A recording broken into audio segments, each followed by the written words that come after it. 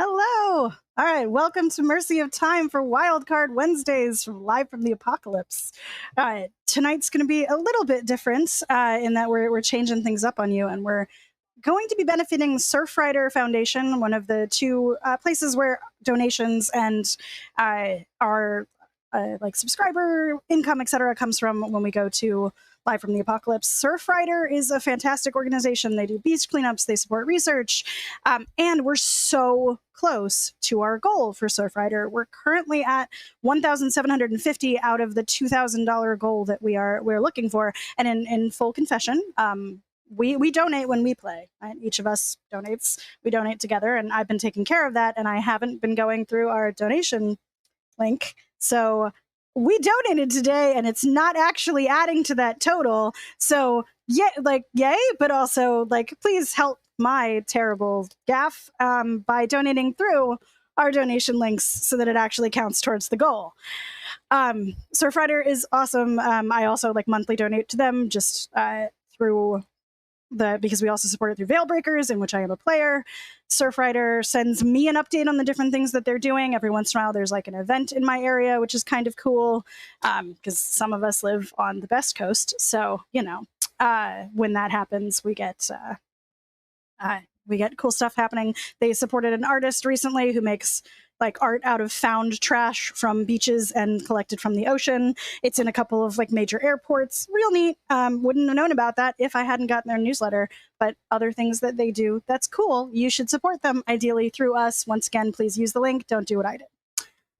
So, Wildcard Wednesdays. It's been now 2 weeks since our last scheduled play. We've done some things in this last session that we are about to jump right into the thick of it, because last session we amongst other things, a volcano just went off, and that had erupted previously. This was a volcano that had been dormant and had its cone knocked off at some point in the past, that again has not only reformed but now has decided to erupt once more, and that's what our players are dealing with.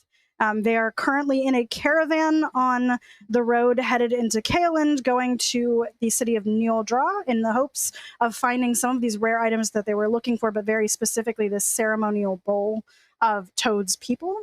And as that happened, there was an attempted theft last time. They did really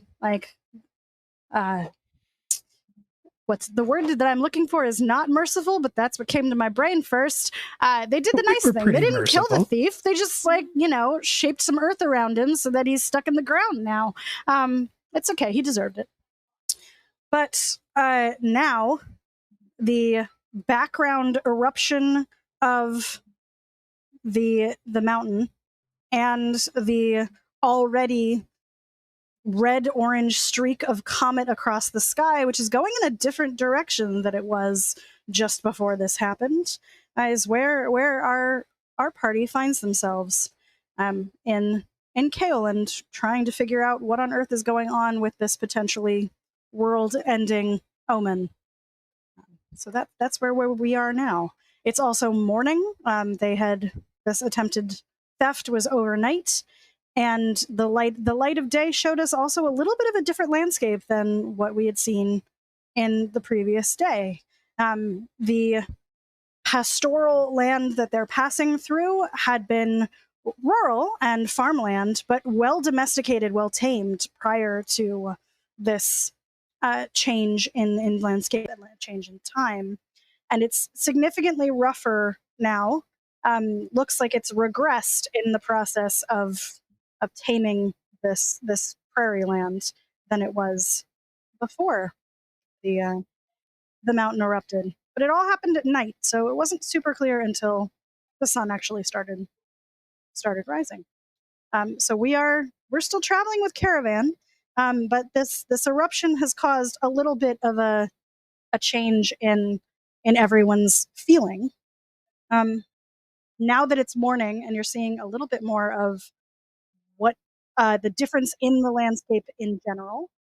We had a couple of things that happened towards the now that the sun was up.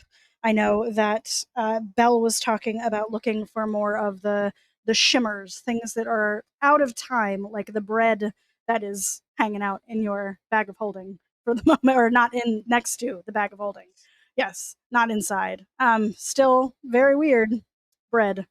Um, but that was the plan as of last time. So now that the sun has risen and the landscape looks so different, and our comet has switched directions in the sky, where it's no longer overhead, traveling further west.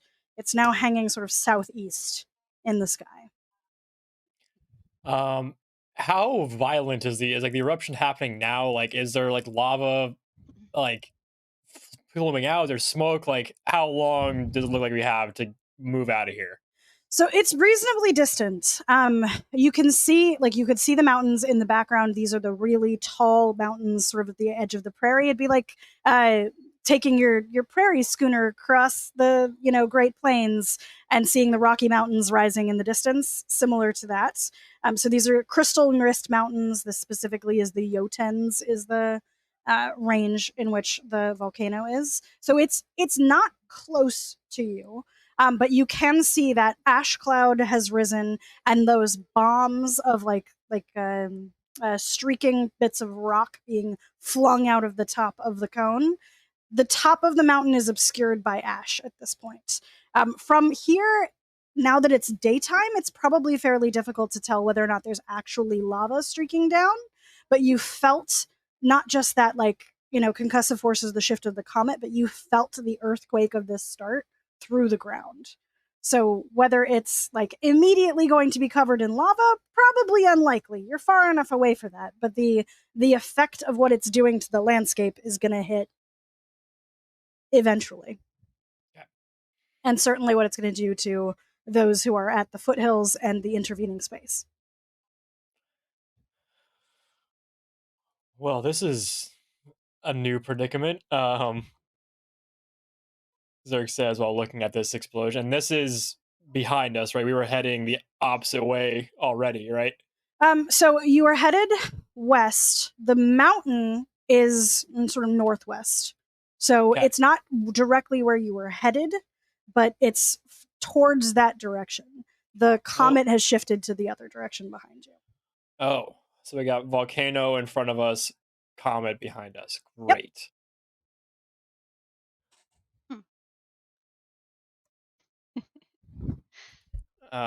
Yeah. Open up for thoughts. I mean, we should probably talk with, I'm going to get his name wrong, the caravan leader, to Tough. see what they're tough. Yeah. See if they have any plan. While they talk, can I begin ritually casting Skyrite? Sure. Okay. It'll be 10 minutes and 6 seconds. Zerk will be on his, he has like a wrist panel that has a little screen, and he'll be like coding and typing on there for 10 minutes. Okay. All right. So Zerk's like only half part of the conversation right now. Yeah. All right. So if you what you're casting, is he turned the falling wolf? Skyrite. Okay. Ritually casting Skyrite.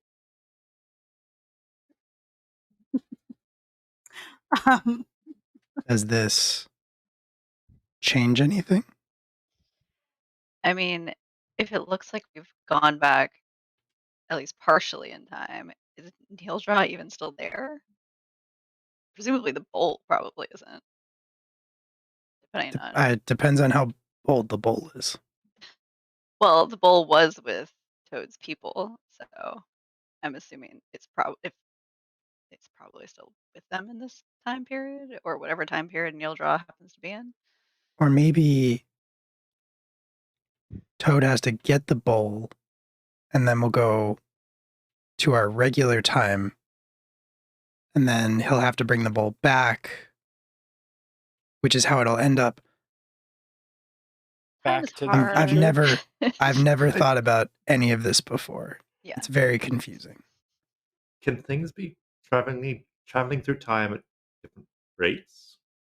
Like the bread is being weird, and like Like, I mean, the mountain might be 200 years old, but the yeah, the buffalo thingies. animals, yeah, seemed older, right? Yeah.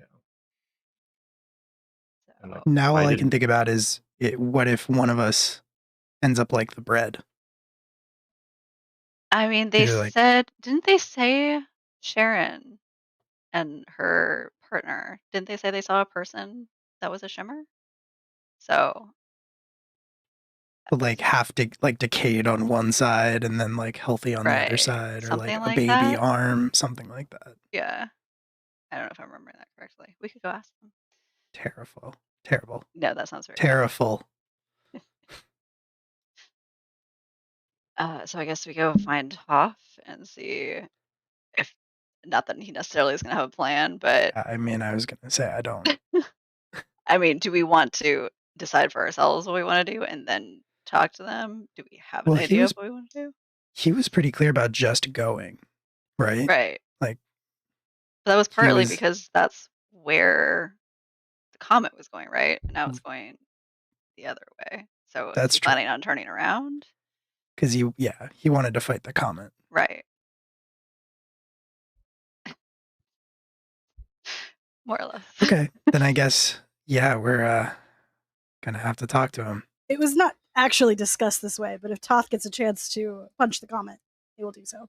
Yes. I think we all knew Yeah. deep down that that's what his goal was. All right. Yeah. Yeah, we're gonna go find Toth. Okay. If you've had about 10 minutes of conversation, what are you sending up into the sky, sir? I was just gonna say, survivors here, head toward comet. What year is it? I think that's 10. Survivors here, head toward comet. That's 9. Yeah, you're good. Yeah. Okay. right. And the way it, Put please on the end. a little like kind of like Predator-esque little cannon goes up on his shoulder, and it starts like dot matrix typing it out in the sky, like shooting little like white cloud pellets, like and just types it in the sky. Mhm. In my head, it's in like the what's it called? Digital font, like the old like digital clock. Like everything is, Mhm. Yep. segment Yeah. pieces. Yeah. Yep. Exactly. Yeah. Mhm. Beautiful. Okay. Excellent. So as you do this, you're gonna get some of the caravan that gets like, wait a minute. What now this wasn't a huge group to start with, and you haven't accumulated any new people. If you remember when you were leading out from Obsidian Bay, Toth was specifically like turning away people that he didn't feel like were adding like basically brawn to the group. That he swindled a group, like a family, out of their money, right? In the like, no, we're not going to provide protection for you. But it is like it's a collection of like certainly no families. Like this is only sort of adventurer type or people that looked like they could sort of handle themselves. You guys got a pass because Brand proved to be pugilistic enough that this was like we're good. So you'll get, as this like goes up in the sky, a couple of the like other members of the caravan that you've exchanged stories with, but they're not necessarily the most like well-formed group either. So a couple will come over like, well, what is like we're taking on people? What is that like? So are we the survivors? Does that mean survivors come here? Like what? We are survivors. We are experiencing something untold onto this world, and petty differences be aside, we need to work together to figure this out. And if anyone around here from either our time, before, after, can give us any insight on what is going on, their help could be instrumental in our survival. Okay. That's gonna kind of split the group. Like visibly, you're gonna get some people being like, "Yeah, that makes sense." Like, we don't know what the fuck's going on. Like, that mountain just exploded. What the hell? And then you'll have some of them that are like, "No, I'm like, the whole point was that we were Like it's just us. Like I know that you all can handle yourself. So if something goes down, like I don't have to worry about you. Like this is not. So Toth will wander over as it starts gathering the group. But you've got like maybe 2/3 of the whole caravan now is because like nobody was people are making breakfast. Like somebody's making some terrible excuse for coffee over there in a pot. Like Some of them are buried in the ground. Yeah, well, like he got what he deserved. As far as Toth's concerned, like he got caught, like he's useless. And like at some point he passed out asleep, like so yeah. Bon is a casualty of his own stupidity at this point. It's fine. So he'll come over and be like, okay, I mean, we certainly are survivors, and like rib the person that he's standing next to for like we take it on. Also, like, I mean, I know what year it is. Do you? Do you? Well, I mean, I know, unless like we just had New Year's. I know what year it is. Yeah, just had fucking fun. Yeah, okay, rip it, things look rip like it, baby. messed up, but Slop yay, that donation. down, dude. Yeah, the- dude, crack one for the big boy. Delightful. I also enjoy that, like, while Grip It and Rip It is happening, I'm just like, a can. That's yeah. I feel this. Why are you yelling at me? Okay, you chose to sit here. This is your own fault. Okay, That's a ring. Intrusive tonight. So Toss gonna like give you the basically year of the common reckoning in yeah, that's right. I don't know if you can hear her through the microphone at all, but I moved a little bit too much, so now the butt is this way because we're mad. Right? Yeah. That's how that rolls. Because I don't know exactly what's going on, but like, it goes, my history is real bad, but the mountain has already erupted years ago. But that's a thing that's already happening, but it's also happening over there.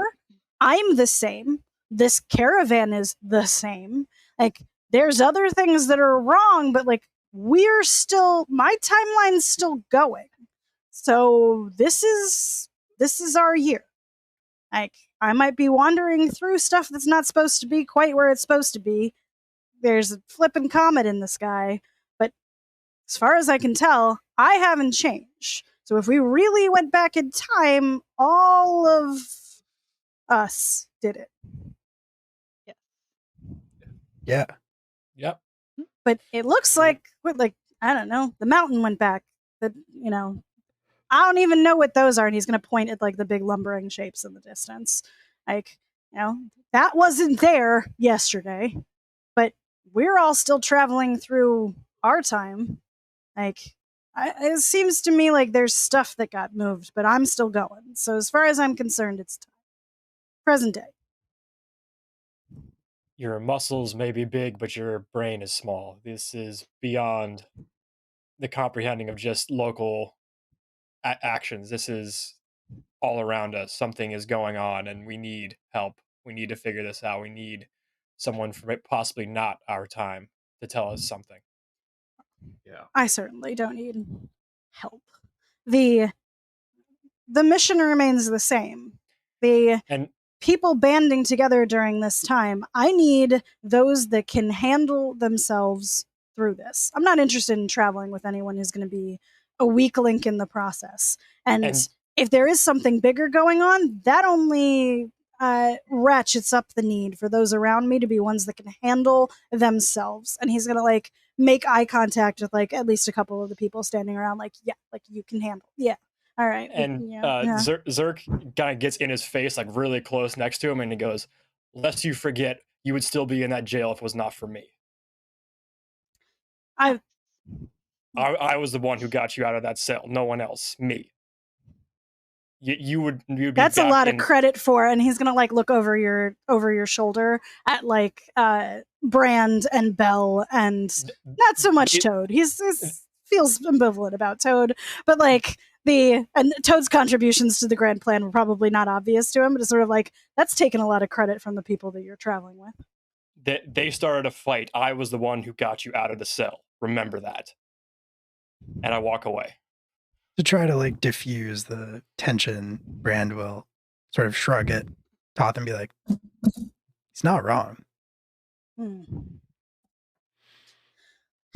You can handle that if you like, but I'm only interested in bringing along in this caravan anyway. And he'll do the like puff up his very rectangular, chest, shoulder bits and like cross arms for those that travel with me have to be able to handle their own. Like the only thing this has done is made that abundantly clear. Now the question is whether we're all still going across Kaeland. Now you all wanted to go to Neil Dra.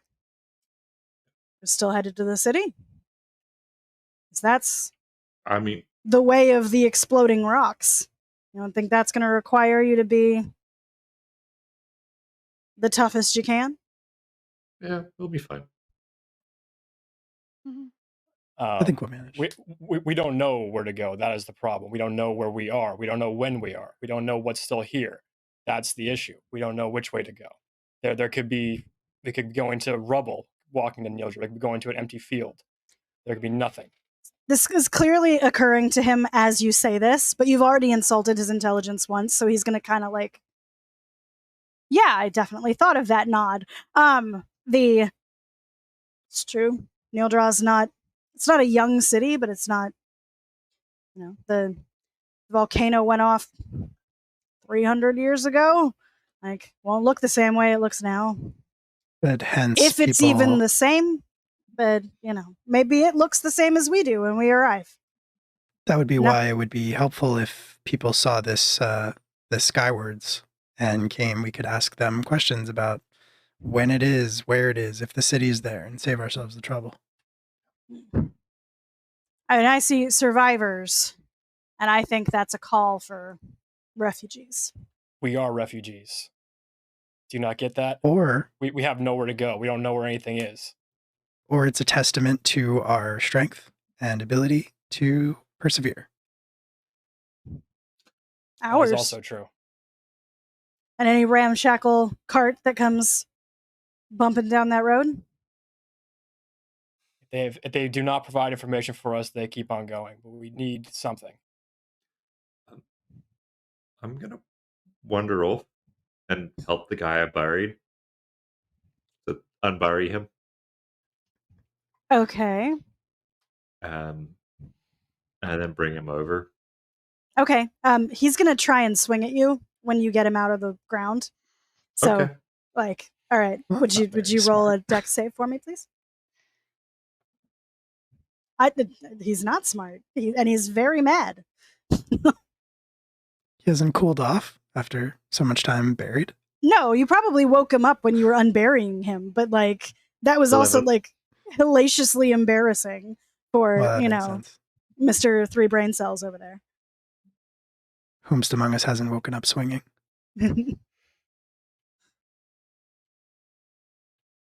I just rolled an 11 for my dex save.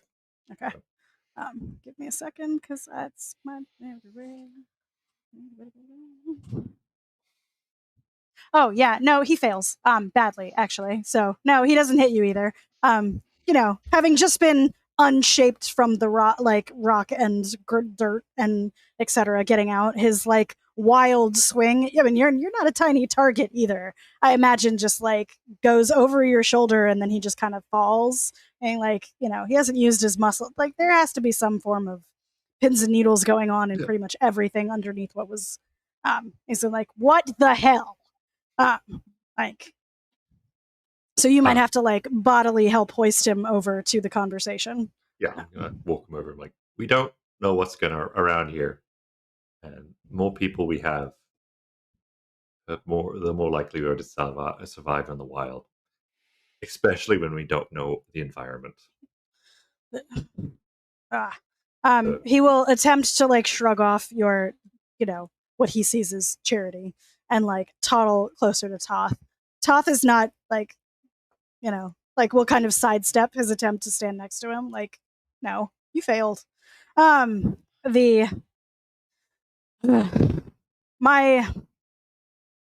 right. We don't know what we're headed into for the city. Neildra is not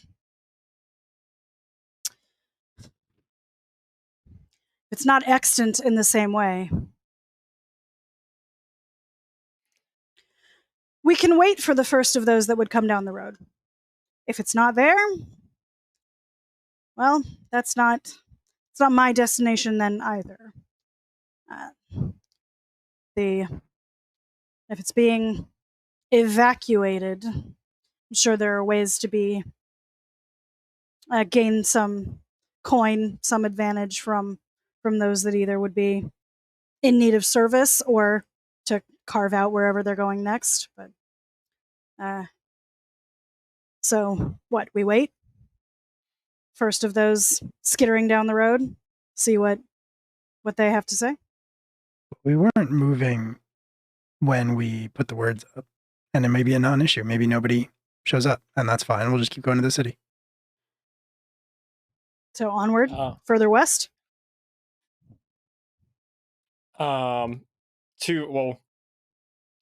note. If we are going further west, I will ritually cast Skyrite again and change to the comet to the volcano. And then okay. And then the other thing, can I use the boots of flying just to fly up and just get a bird's eye view and just look down? It's like, is there anything within view? Sure. Can you remind me, like, with those, how high up can you get? It's just my fly speed. I know it's a rate, speed. Right?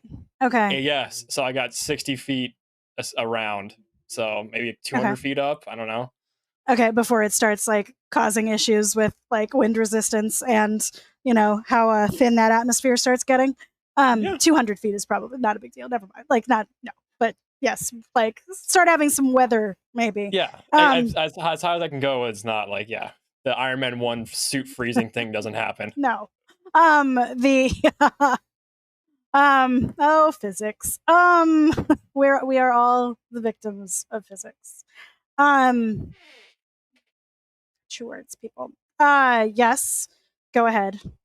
So if you get up about 200 feet, this is mostly prairie. So like the immediate around you, there's like some like hills and changes in like minor changes in elevation. There's like washes and places where like Riparian area where the water drains when there is rain, as it heads down toward the Sheldamore River, and then like off towards like on the other side, very like to really distant for you guys. When you get up high enough, you'll be able to see Dreadwood further out towards the west, and then like that with the hills that end up becoming mountains. 200 feet up is enough to start getting enough of a vantage because of how utterly flat this landscape is. So you'll be able to see from, and let me get my directions right because I do have a map up here. So if you've got, like you guys were headed like west, and Neildraw is west and then also north. The like mountain that just became volcano is further west from where like the road to the city curves. You can see not to the city from here, not quite that far, but you can start seeing some of those places where the settlements become a little bit thicker, that before in like the very distance was just farmland that looked a little bit more condensed. That looks significantly less developed. And from above, you can see that it's like places before that were like nice, neat rock wall and like well-maintained fence is now kind of like barely contained scrubland. Those like moving large beasts that you see in the distance have herds that are visible when you're up this high. And it's not just that shape. There's a couple other like larger lumbering animal bits that are wandering about. It does look like there's some settlement and people, but it definitely doesn't look modern. Along the road, so like sighting out the really like easy, slope of the road also just looks less developed. Like the road that you were traveling on now obviously has like the ruts in it from wheels and things, but it's well traveled, so you don't have like a huge like meander in the way that it's moving. It's not as perfectly straight as it had been before, and you are seeing in the very, very distance like people in carts that must be moving along. Like you can see the dust coming up of people starting to move. Getting up higher, same thing. The top of that mountain is still just ash cloud, right? If you get up high enough, you can see that there's some like lightning going on in that ash cloud. But it didn't really help except to see that, like, oh, hey, ash cloud like ascends into the clouds like me, yay. But maybe a little bit clearer higher up exactly how big that's getting. You can still see the bombs coming out of it every once in a while, so like the rocks that are being shot off. Still, because it's daylight, kind of difficult to tell whether or not there's lava below that, because it's not setting off light that's able to be visible through sunlight here. But it definitely doesn't look like as far along in its evolution as it looked before you went to sleep, or before you were rudely awakened in the early morning. Cool. All good. So I come back down. I make sure to take off and land next to Toth too, to really show some cool shit that I can do. And land there. He appears to not enjoy you, but he doesn't have the his understanding of whether or not you're capable of taking care of yourself. Yes, you're fine. He just doesn't enjoy your basically do-gooder streak. That's all right. So I come down, I give that information to everyone. So I've seen a couple houses and a couple carts that way, and we should continue on. And I will change the wording of the skywrite to survivors. Before you do that, yes. So in your wording before, are you telling them to head towards the volcano if you change it? The original wording was survivors here. Head to Comets. Yeah. What year is it? Now it's going to be survivors heading northwest. What year is it? Okay. So it refer as in you guys survivors are heading northwest. Yes. All right. Because before it made it sound like if there were survivors on the road, I thought you were making this a double entendre on purpose. If not, just pretend that was there the whole time. But I thought you meant that people should come towards the comet and therefore closer to you all. If you're talking about your movement, then coming northwest makes sense. Okay. Yeah. Now we're moving. Our thing's heading northwest. I'm saying survivors head that way. All right. Okay. So the as you guys start packing up to move, most of the caravan's going to be doing the same thing. Some of them are clearly less hesitant to be heading back towards the volcano, but everybody's kind of okay, well, I'm in this, and we're far enough away that it's probably fine. We could turn around, right? So things will start getting packed back onto their carts. Horses will get started moving, after they've been fed and watered with what you have, and the things will start rolling out. As you get moving, and regardless of where you are in the caravan, the grassland now, instead of being those waves of wheat and millet and things like that in through, is now also taller just grasses. That the lumbering beasts in the distance haven't come a lot closer to you necessarily. And there's every once in a while a set of sort of cottonwood type trees in an area that's a little bit lower lying, so that they're relying on whatever groundwater they can get. But it's dry. It's overgrown with things that take over when you have an area of land that is not being maintained by humanoids. The road is bumpier than it certainly was before. Not that it was paved this far out, but it was dirt road that was well traveled and decently maintained. Now it's those of you who are riding in the cart in particular is pretty darn bumpy. You do have your 2 oxen are driving the cart. You have the cart with you, and you have that now extra horse that had been Bond's, unless you decide to give it back to him, which I imagine would probably be Toad's decision. So he doesn't have to have a horse. He can walk. He can walk. Yeah. Does he deserve a horse? I mean, I would look at the 3 of you before I hand him back his horse. I mean, you could talk to the horse, couldn't you? And could decide whether or not he was a decent owner. You asked me if you could talk to mold. You can talk to horses. Well, Talking to mold, to be fair, we only plants was what you were trying to do, but mold is not really plant, nor is it. Yeah, we don't talk about fungi. It's not- To be fair, we've only established he can talk to mold, and horses are not mold. So We've established that he could try and talk to mold, but the only impressions he'd be able to get would be like vague sensory impression, because how the fuck does mold talk? that's Yeah, fair. like yes. Mold does not speak common, that's for sure. So But I speak mold. no, you speak mushroom. Different. Really? Yeah. Not Yes, that different. different. Okay. Like It sounds like a the dialect difference- thing, to be Oh, honest. sure. Mhm. Okay. Um, Anyhow, if you choose to talk to the horse, if that helps your decision, you can do so. But if you're not giving it back to him, doesn't matter. Like a horse is horse. If you're, feeding it and watering it, it's going to do what it does. This one's got like a little bit of attitude, but like, it's fine. So if you head down the road, you are going to get to, after like a couple of hours of travel, a cluster of homes along a spur off of the main road. And the inhabitants are packing to leave. So this is not even a village. Like you might call it a hamlet. It's like maybe what looks like 5 or 6 families.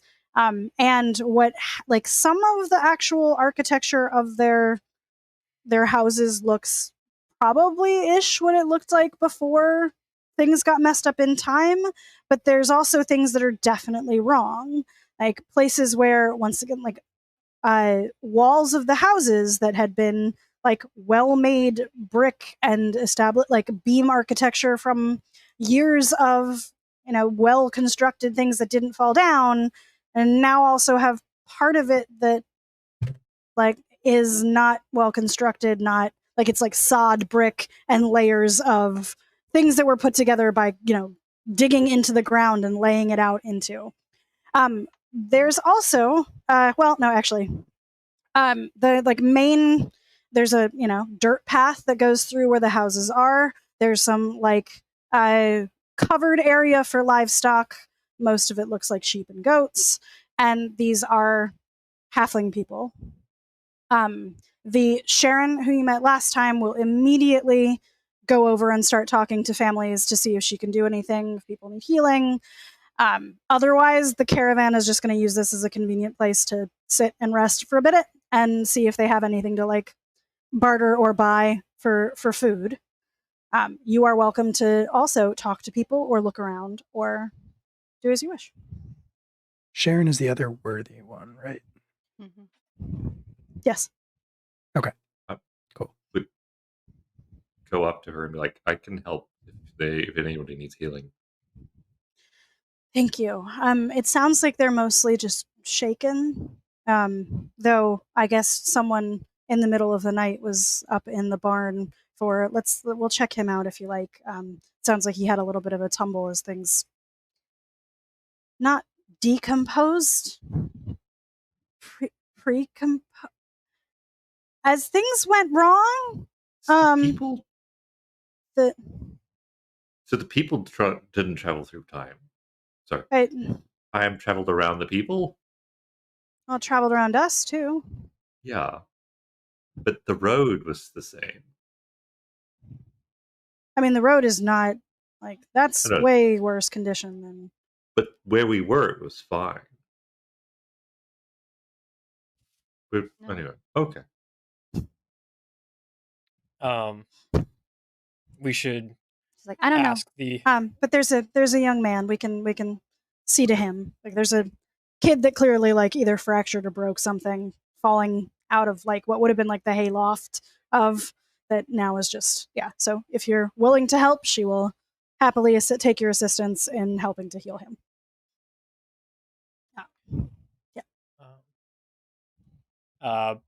Zerk goes to Brandon Bell. We should, if you guys can talk to this family, potentially learn if they know where they're from, what year, and see if we're in their time or somewhere else, someone else. Try. Mhm. They speak common. Yeah, I will. There's some like Underhill stuff going on too, but they speak common. Sure. Yeah, I will approach the family, try to distract them, like sort of like in hospitals when, you know, a family member is getting care. You try to like keep the family occupied. So I will just sort of start asking them questions and be like, this is going to be kind of a weird question, but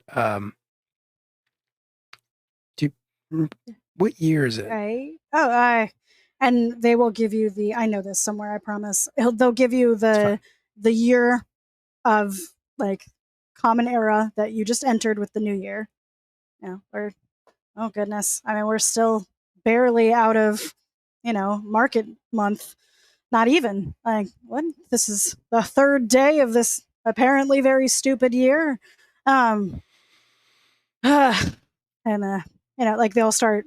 So the family that you're talking to, if it's just like the first that you're encountering, has taken what like clearly is like the cart that they take to market. So it's just a wagon. Like there's no seats or anything other than in the front, and they're loading it with the essentials. Like it's got, you know, things to take care of them, but it's like got you know, bags of seed. It has like, you know, blankets, clothes, whatever stored food. They're starting to like load that on, sacks of potatoes, like things of wheat. Some of those they're checking all of them, like opening each of the bags to make sure that they're still okay. But they're loading on like, you know, all right, if we have to pick up and go, this is what we're taking with us. If you're here to barter, I mean, we have some things that we can probably spare, but also not all of the stored food ended. Like it's not all in good condition. Some of it's wrong. But how is some of it wrong? Well, like there's, you know, the bags of things that they're just rotten before their time. But there's, well, you know, there's a container that we had of potatoes like layered in earth, and like, you know, you lay them in. Anyway, the some of those are just funny looking. I told the kids not to touch it. You know, you're welcome to. I wouldn't need it, ma'am. But you know, yeah, there's things in the corn crib if you want to check out what's still in there. If it's bags, don't touch. But there's a couple of crates out. You're welcome to check it. But once again, like I don't. If you eat it, that's on you. And he'll like continue to pack up there. Yeah, I'll go check out the crates that he indicated. Sure. Zork would like to ask real quick, how close was your nearest neighbor? Like physically or like? Yes. Right, well, I mean, it was middle of the night that stuff started happening. So the you know what the next house is, and he'll kind of do like what is that, 30 yards? Like you know, we're not right on top of each other, but the houses are pretty close in case something happens in the middle of the night. Well's right over there. Doesn't make much sense to go too much further. Okay. Zerk would kind of like to fly up and oversee if there's any neighbors in their home where the guy said should be. Yeah. I mean, no, the other families are either like there's like one that's like not a lot of activities going on in that house. The others are all packing the same way. Like they might have like smaller carts but like this group of people has clearly decided to get moving. Okay. So it seems all the organic material is fine, but the inorganic material around it is changed. Plus new organic material. Okay. Trying to figure it out. Sure. As Zerk flies up, I'll follow up with the person he's talking to and be like, yeah, is everybody the halfling man for? Zerk was talking to is just like, yeah. Oh. When you come down, he's going to very awkwardly be like, I hate to, I don't know how much of your like energy that, but would you mind helping us move stuff, sir? We don't have much coin but I'd be happy to help resupply your wagons if you like. I'm actually not very strong. it's all right. And he'll like point to like what has to be like, I mean, she's halfling, so she's probably like 26, but like, she looks like a 11-year-old girl. And he's like, she's making do just fine. Um, if there's, I'll help him. I'll help him start moving stuff, and I'll ask like, which direction are you headed? Where are these people going?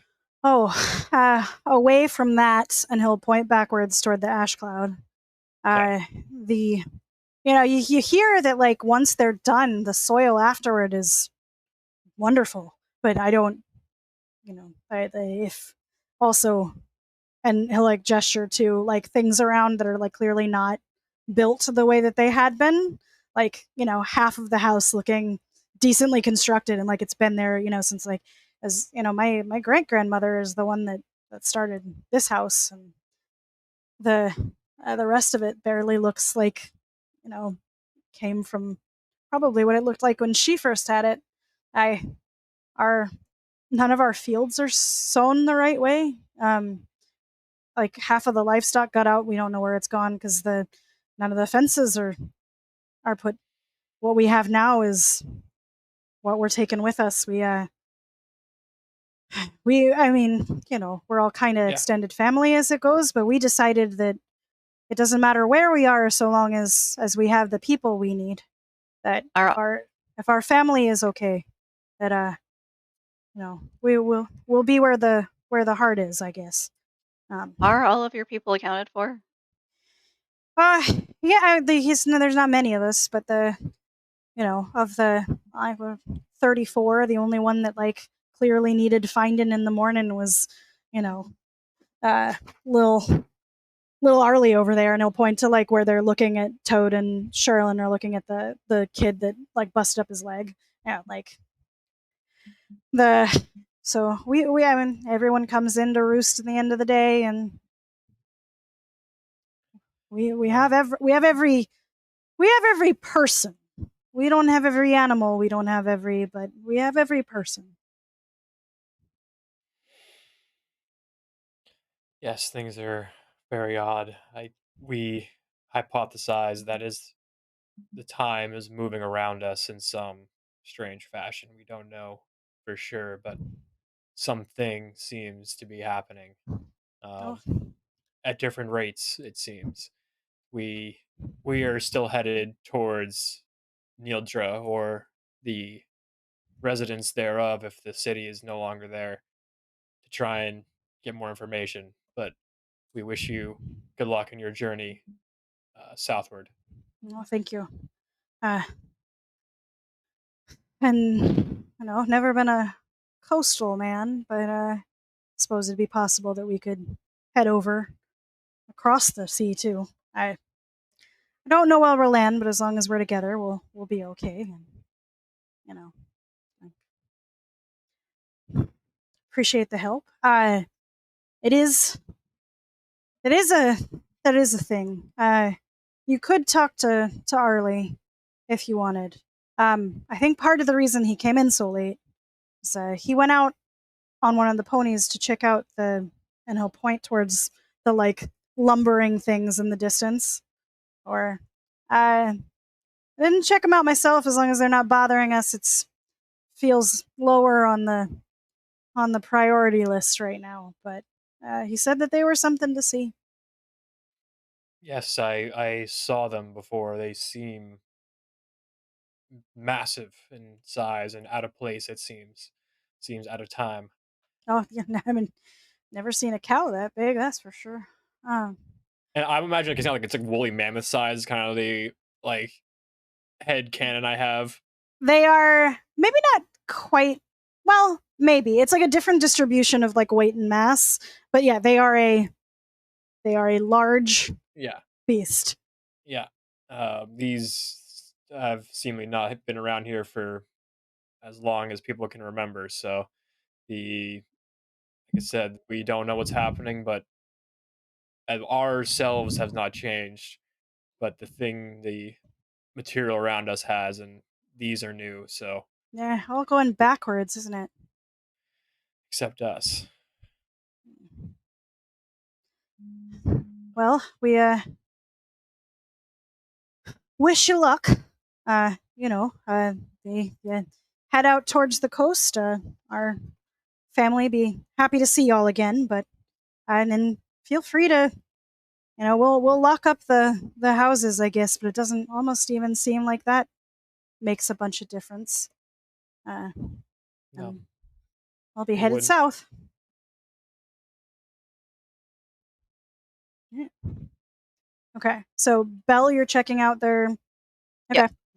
Yeah. They have a like corn crib behind the house. So like, and there's obviously like somebody has opened like hatched like what would be more of like a root cellar kind of a thing.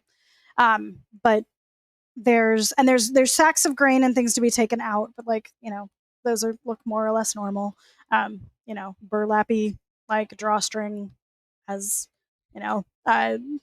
corners of corn and like the little like pellets of millet and things that are like put together in there just for storage. It's very dry in here. It's, and then like cooler, and then root cellar, you imagine, is probably even more so. There's a couple of the like crates that you would lay out like potatoes that have already been harvested, but not ones that are going to be like cut up and replanted, like laid out. And there's one where and it's like nice, like larger potato bits. Like, these are honk it and bake these guys kind of potatoes. And there's one of those that is definitely caught in the same kind of system as the bread. Like, it's not giving off any light, so it's not super easy to see it when you don't have like the door open to the corn crib. But that same effect of looking at it at slightly different angles shows you a little bit of a different view of this potato. It's one of the ones that's like laying on the top of the crib, or not the crib, the crate, excuse me, because they're like nicely layered with like a thin bit of cloth in between each one of them to keep them from rotting each other with moisture. And yeah, it does not look right. It doesn't exactly look like the bread.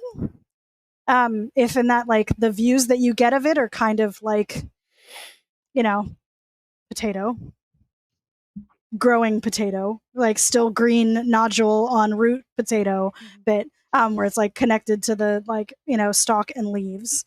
But it's like, this looks familiar. Yep, this looks like bread, only it's not, doesn't have as many steps. It's an organic thing. So, yep. Yeah, I'll call Zerk over and Bran if she's done talking to the family. I assume Toad is still busy doing stuff.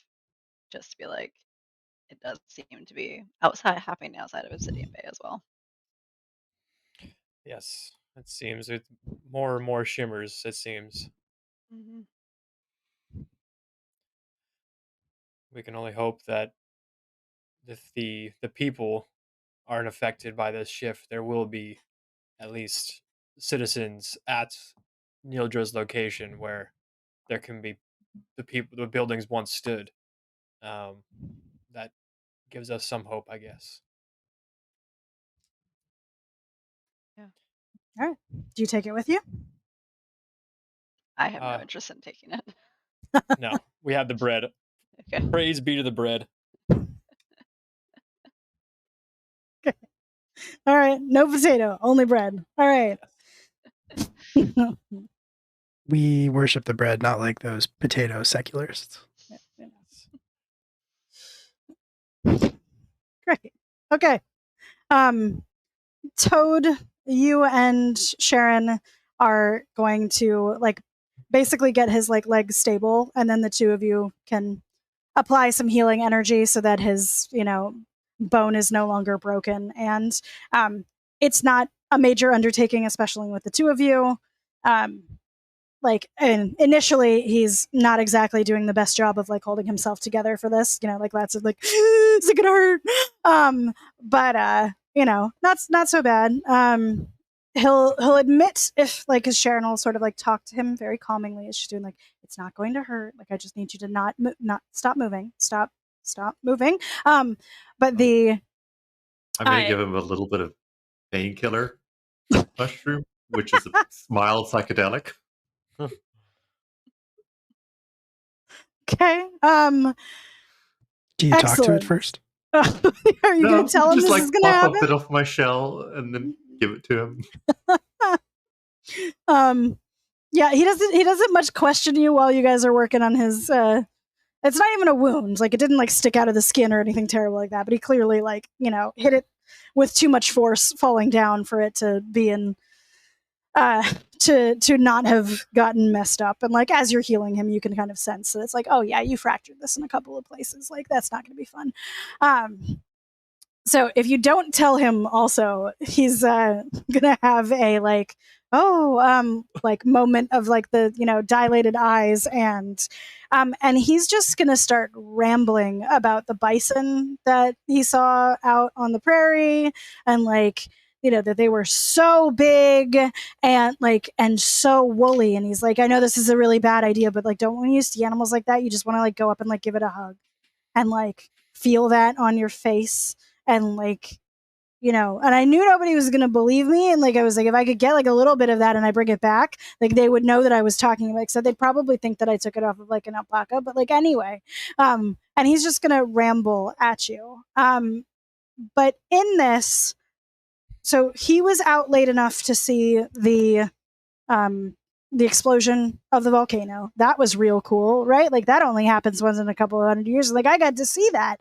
And I'm like, my dad doesn't think it's as cool as I think. It's like, this is a cool, like, if I got to be alive for something, at least this is an interesting time.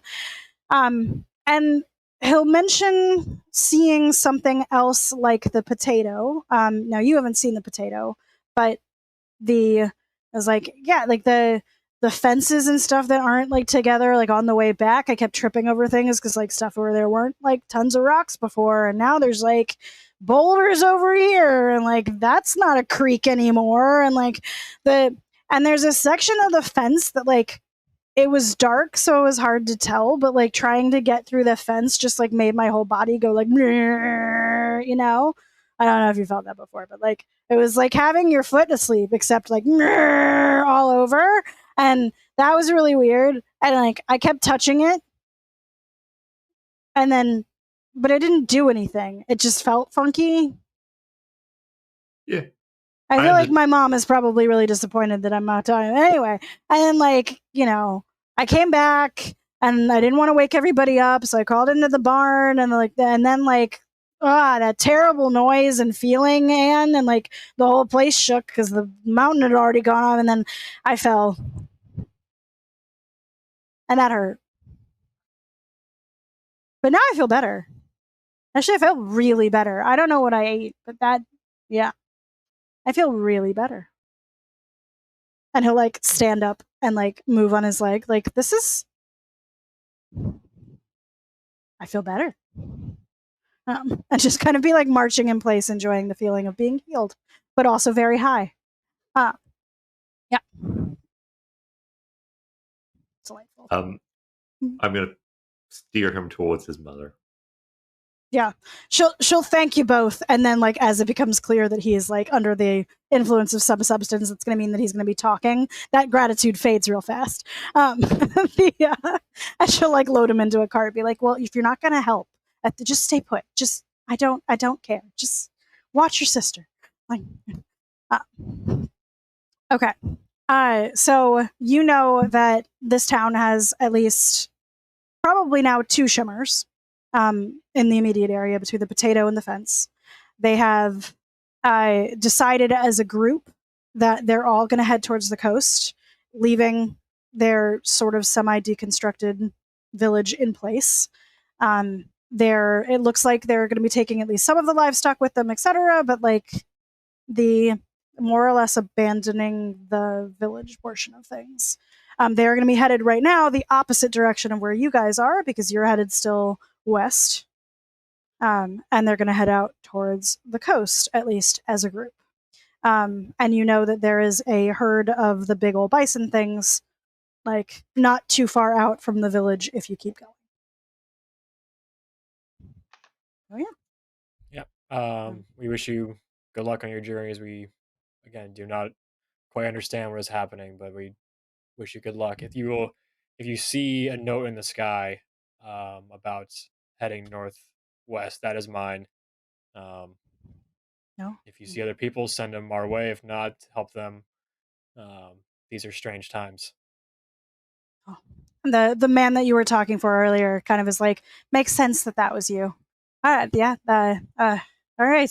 Good luck on your journey, and he'll like give you a nice like what would have been like a clasp on the forearm, but because of your armor is just kind of like a like patting the like clank of your like metal bracer kind of a feel. Like yeah. Good journey. Well, we hope if we find anyone further out, that they'll probably be headed the same way, I imagine. But I guess we could send them to you. That would be, yeah. Whatever you find is best. There is no right or wrong calls at this point. There's not enough information. Truth. We just with what we could come together. Our decision was the people first, and all other things will figure along the way. All right. Godspeed to all of you. And Sharon will like sit and do like a little bit of a prayer with a couple of the villagers that decide to sit with her. It's like they're halflings and very clearly follow and like farming ones. So we'll appreciate her guidance with Marika specifically, because that's their goddess. And they'll go on your way or their way if you guys are going to continue on. The rest of the caravan has either actively started moving or is already like packing up to go, because you've been staying longer than like a typical rest for meals would be. Okay. Anything else you want to do around the village before you go, or no? I want to go Toph and tell him like we should go check out the bison, buffalo things. Are you? They're apparently not far from the village over that way. And knowing about a little bit more about them could help us make decisions about survival decisions. Do you think they're going to be a problem? They're very large animals. They could easily be a problem. But if we're careful and nice to them, they might be an asset. I mean, I guess if anybody's food stores are running low, one of those is probably. I don't. Well, actually, no. I think it might be fun to see if I could kill one of those things. Sure. Great. Yeah, give me a minute. And he'll like totter off to find some other people that are willing to go with you all to check out the bison. Okay. You don't want to kill it. There's so many. He wants to. He absolutely wants to. Yeah. I was going to say Toad is going to get Toph killed and make it look like an accident. Take over the caravan. Okay. Toph easily finds like 3 people who are like decidedly more of like the, fightery, not quite ranger-y side of things. Nobody shows up with anything more than like a short bow in terms of ranged weaponry. But you've got a couple of people that like are interested in the idea of approaching like large unknown beast and possibly hunting it. Like, okay, if they're like less than a day's walk, I guess we get moving. Who else is gonna go, if anyone? I mean, I'll go for the spectacle. Yes. Okay. Do you bring, especially because Belle is mounted on your own, do you bring the horse or no? If everyone's on foot, probably not. Yeah. Okay. Zerk, you're probably heavy in the armor on, but like I don't know if that would preclude you from being mounted if you wanted to borrow. Because Bond's horse is kind of everybody's horse now. I mean, if like I said, if people are riding, I'll ride. If we're walking, I'll walk. Whatever. Okay. Everybody else is on foot so far. Okay, so I'll walk. Yeah. Okay. All right. Cool. All right. If you head like straight away from the village, the way that the like young man described, you will see that section of fence that clearly is also having that like shimmer effect to it. In the sunlight, and because part of it is made out of metal, it's easier to pick out. Like partly because like this fence is like running in almost like sections, like either incomplete or places where it looks like it, is newer, is older, and then like just sections of grass in between. So there isn't a ton of like fencing for you to choose from, but because of the way that the like metal reflects light already, that prismatic effect of seeing more than one view at the same time is a little bit easier to pick out. It's also like now probably mid-morning, so like the sun coming in at an angle means that the places where like you have that like almost like cable and stick fencing that is just things in and out, like it confuses the sheep, it's fine, but not doing much more than that. And then from a different view being a like actually like laid fieldstone wall. So the like reflection of that, the metal of the cable you can see in certain views, and then in others it looks more stone. But it's just everything from like mound of dirt and grass to well-constructed fieldstone like wall of the like edge of what would have been probably pasture for sheep. If you go like continue to walk past that, it's maybe a good like 20-minute walk before you're at the point where you can actually like you can see them in the distance. They're just getting close enough to actually have a good view now. If you don't want to get within like it's a herd animal of some kind. So if you don't want to get to like basically the point where they can all smell you, we'd maybe do a little bit of an investigation perception depending on what it is that you want to perceive about them. But if you feel like getting close enough, keep in mind they can react. So are you hanging back or no? Are we like in flat grassland? Is there any trees? Is there any like it's anything? Prairie. So there's a couple of like scraggly, like not, probably not all the way living tree bits, but where you are right now, there isn't a whole lot of cover. It's just like you could get behind a like rise in the actual like hills of the earth of the grassland, but it's mostly open territory. There's some like chaparral style like bushed bits. The thing is going to be whether or not you're close enough for them to sort of smell you or feel you walking, because they can see you coming in the same way that you can see them. I want to see if they are matriarchal or like if there's a leader that they're following. Okay, that's going to be a pretty high DC, my friend. And definitely investigation, because you're going to have to do some like logicking of their patterns and some observation. So if you like hunker down for a bit, feel free to roll me investigation for that one. Can Dirk just scan the skies? I just want to do a perception check of the sky. Sure. I rolled a 7. They look like they're eating. And some of them are bigger than others, so those are probably adults. Maybe the males are bigger than the females, or maybe it's the other way around. You know that some animals, the females are larger. Maybe some of them are just pregnant. They are moving in a generally westerly direction while they are chewing on grass. So maybe that one in the front is the leader. Okay. I have an idea of that one. But... Okay. What are you looking for, and what did you roll for perception?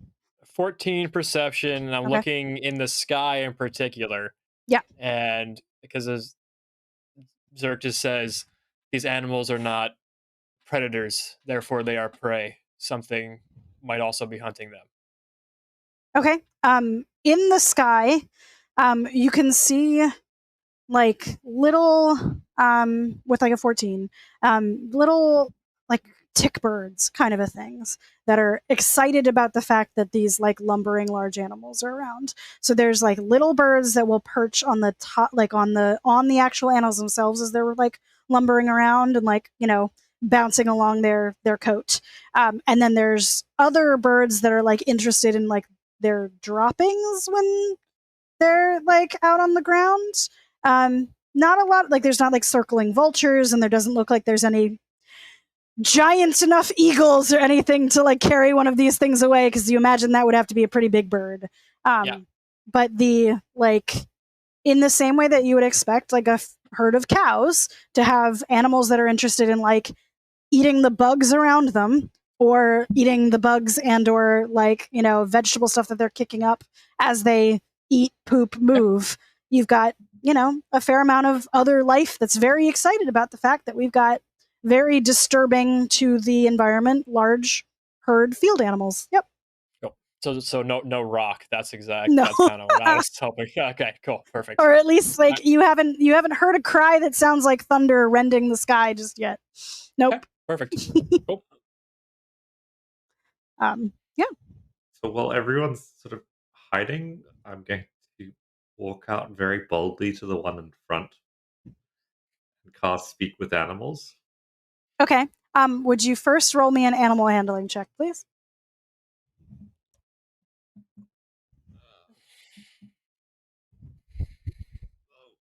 Well, oh my god. Okay. The last few rolls have all been below 7. You should grab some real dice. Okay. So in terms of size, I said large earlier, and that was actually wrong. It's huge classification. So you're talking about an animal that fits inside of like a 15 by 15 by 15 cube, but they're big, right? And the biggest point is that like lumbering mass of like their shoulders and their forelegs. Okay. As you I'm get, hoping that I look small enough. I was gonna say you're pretty big. In that like bulk wise, you're probably the largest of the things that are walking up here. But you're not. You look a little bit more like another creature than the other humanoids that you're traveling with, and you don't make like clanky metal sounds or anything that sounds. The one in the front, though, is going to give you that like side eye and like a little bit of like a stamp and like a flick of its tail and a shake of its head. Like, this is like, I don't know what you are, but like, this is my space. And Speak with Animals, remind me, is that it has to be a creature you can. It doesn't have to be one that you touch, yes? Nope, I believe it's willing, but yeah. Say that one more time. No, they don't have to be willing, because weird. Understood. Yes. They're not like. This is the whole thing of like, I know cats have wills and have give consent, but the spell clearly doesn't mention that. No, because you can't. Sorry, because you cast it on you. I cast it on. Right. Yeah, it's a self spell. So he gains the power to hear and understand them. Yeah. So, and they gain the ability to talk to me. No. Do you actually have will? Is that a thing? Yeah. Okay. Great. Okay, so it's slightly annoyed by you. But you know, you don't look like a lion. So go ahead and attempt some communication. But it's not sure how it feels about you being this close. Hi, friend. I've never seen one of your kind before. How are you? Where are you from? Okay. Ask it what year it is.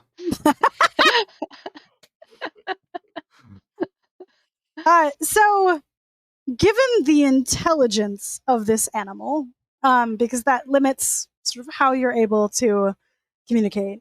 If you ask what year is it, that is not a thing that this beast comprehends. So you do immediately get a sense of like, this is not a intelligent creature in like you're not talking to something that can comprehend complex ideas. Yeah. So friend is even a little bit of a like, what does that mean? But if you're speaking in nice tones, and asking it, it will kind of go, always been, this is where we live, always been here. Like the grass and the ground. We eat the grass, we move along the ground. Have you seen weird things other than me?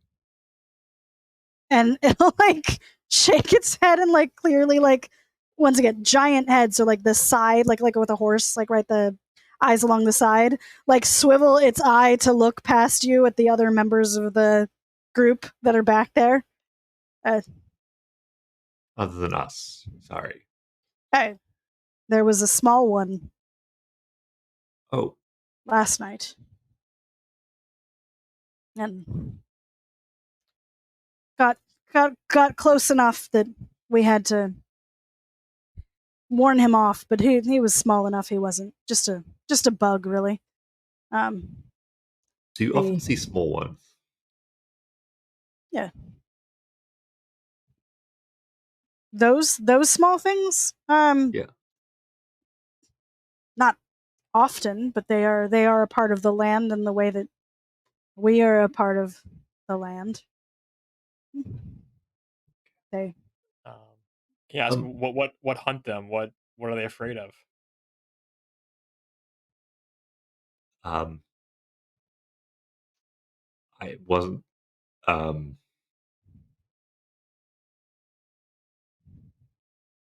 wasn't gonna ask that. Okay, never mind.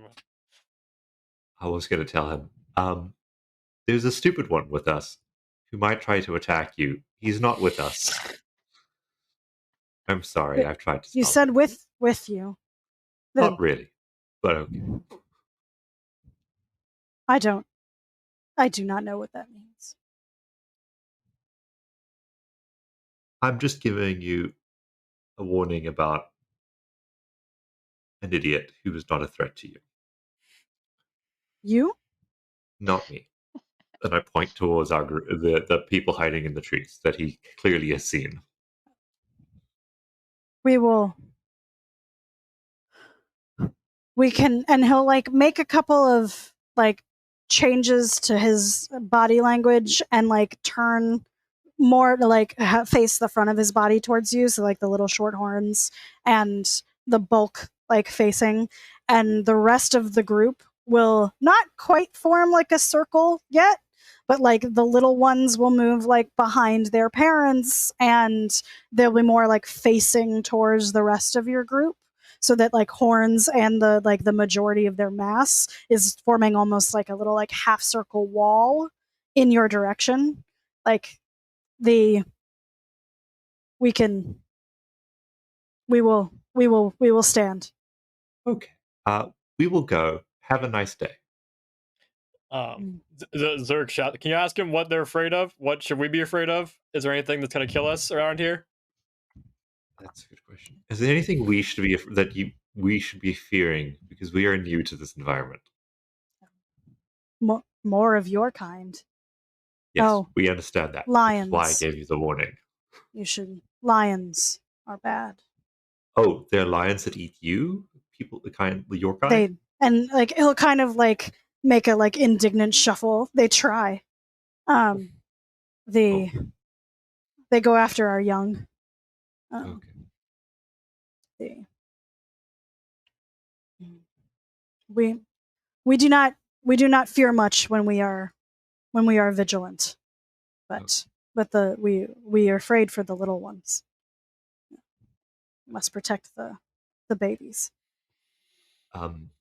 Well, stay vigilant, my friend. And I give a little bow and walk back towards the group. And he'll like do like a little like stamp and shake and a little bit of a like dip towards you. Like, okay, fine. You're not going to try and hurt us immediately. We're watching you, but yeah. So They've always been here. And I tell Zerk, apparently there are lions. Nothing in the sky. And the lions only eat the babies. Toth is very excited about the prospect of these lions. Did they tell you where? Like imagine a lion that eats that. Like what a fine cloak that would make. Well, if you see one, I wish you luck.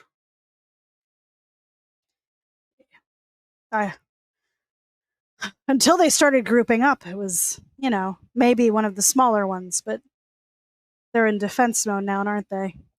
I don't know what. Yes, they saw us, and I tried to persuade them to not stampede. Oh, okay. Yeah, stampede would be a bad idea.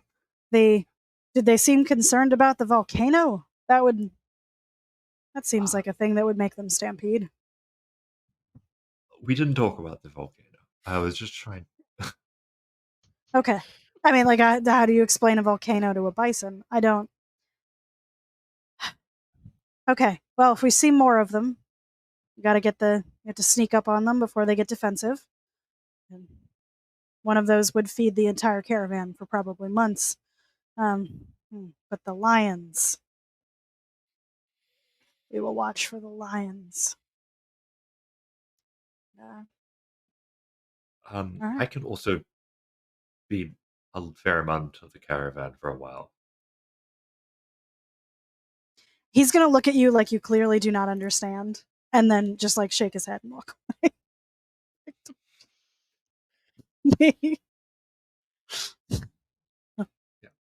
Yep. So I'm going to try to persuade everyone to back away from the large animals that could kill us. Yeah, his little the people that came with him will, if he starts walking away, will also follow. They are clearly, the bison are in defense formation right now. So like if you decided that's a suicide mission, given like what you all came in with, if anyone else wants to, those are my notes. Okay.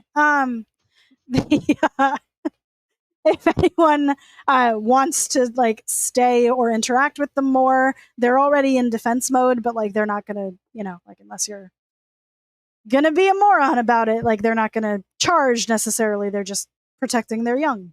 But yes, they've always been here. What are you talking about?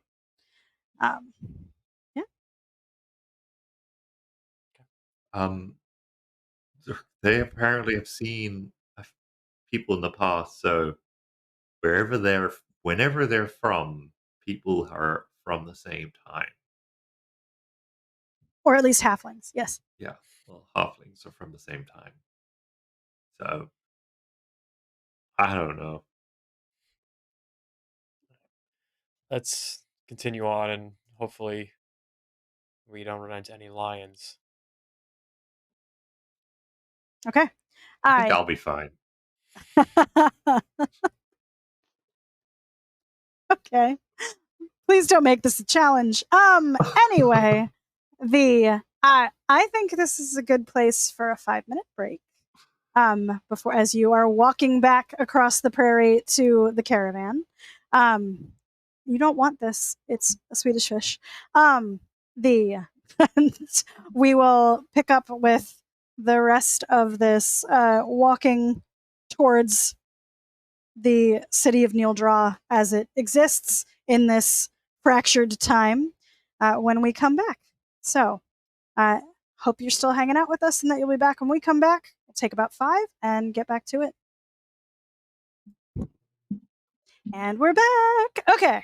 All right. Mercy of time. And as a reminder, just in case you've forgotten or maybe need just like that extra push, we're doing this for Surfrider today. Don't be like me. Hit the donate button. We're so close. And I've seen at least one Grip It and Rip It replace me with a can. So if you're getting tired of staring at my face, you can replace me with what I think is a 7-Up for 15 seconds. It's a good organization. You should do it anyway. But so we're back. We have been talking to some giant bison. they were, warned us about lions. That's definitely not going to be a problem. And are headed back to the caravan as a group with Toth Black Eyes, who is the sort of de facto leader of this caravan of people traveling across the roads of Kaeland towards Neildra.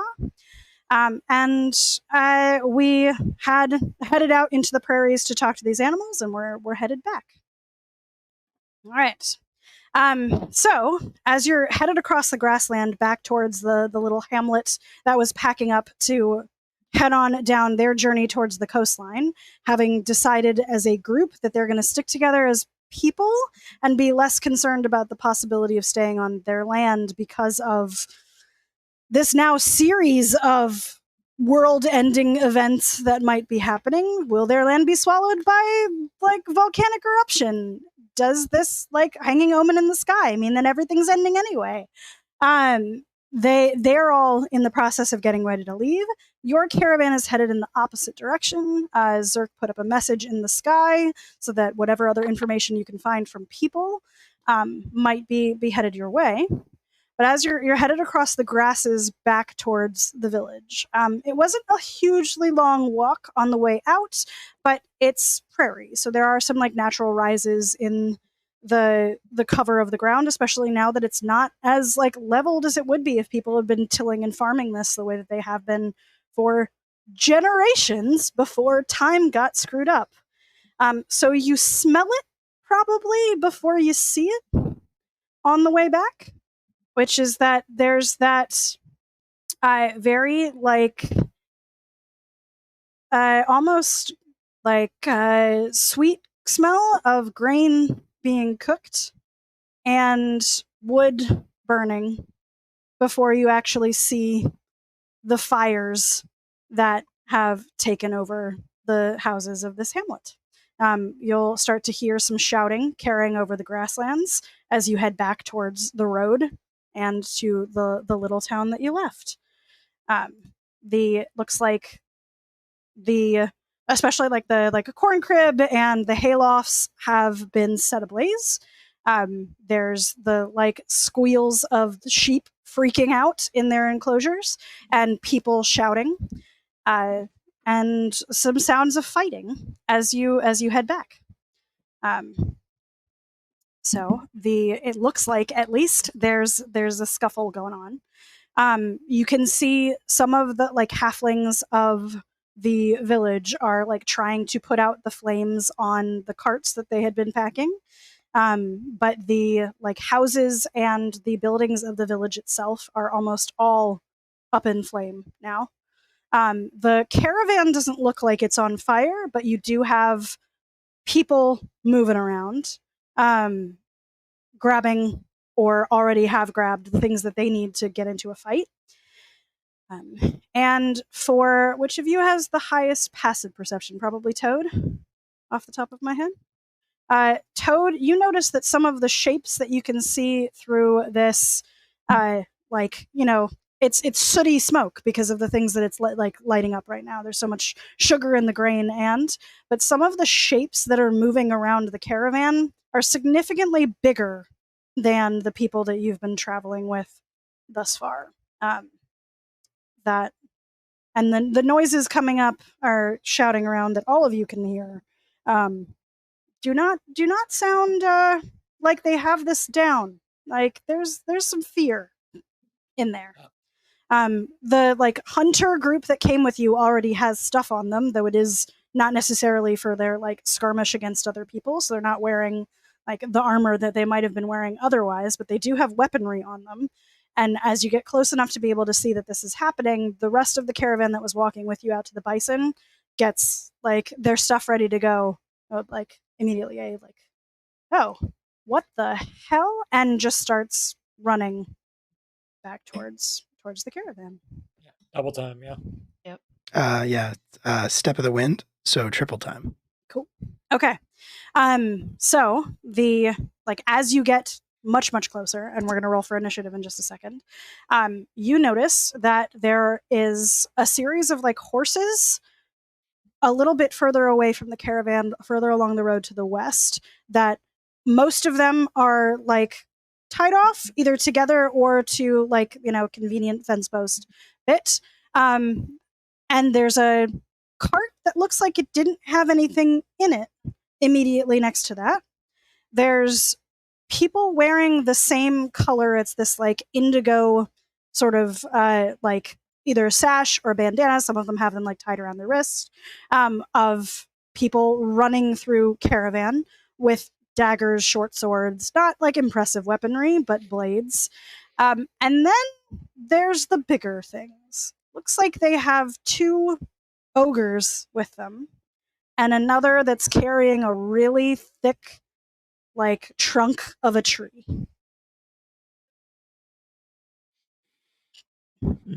And they are the trunk of the tree is being carried by an ogre.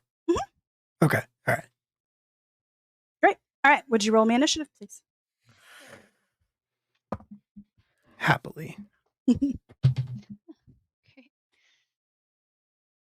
18. 7. 16. We're gonna do this where I do not then just make you repeat it to like 10,000 times. So if you would for me, please, how many of you rolled over 20? Or are functionally over 20? Okay. Anyone 20 to 15? 18 for Brand. Thank you. 16 for Zerk. All right. 10 to 15. 13 for me. For Toad. Great. Thank you. And Belle? 7. That's fine. It just means that you get to react to stuff. It's fine. It is fine. All right. I need... The turtle is moving faster than you. I'm distracted by the smoke. Turtle's got long legs, to be fair. Big smoke. Okay. And Belle, what is your dexterity, please? 7 plus 7.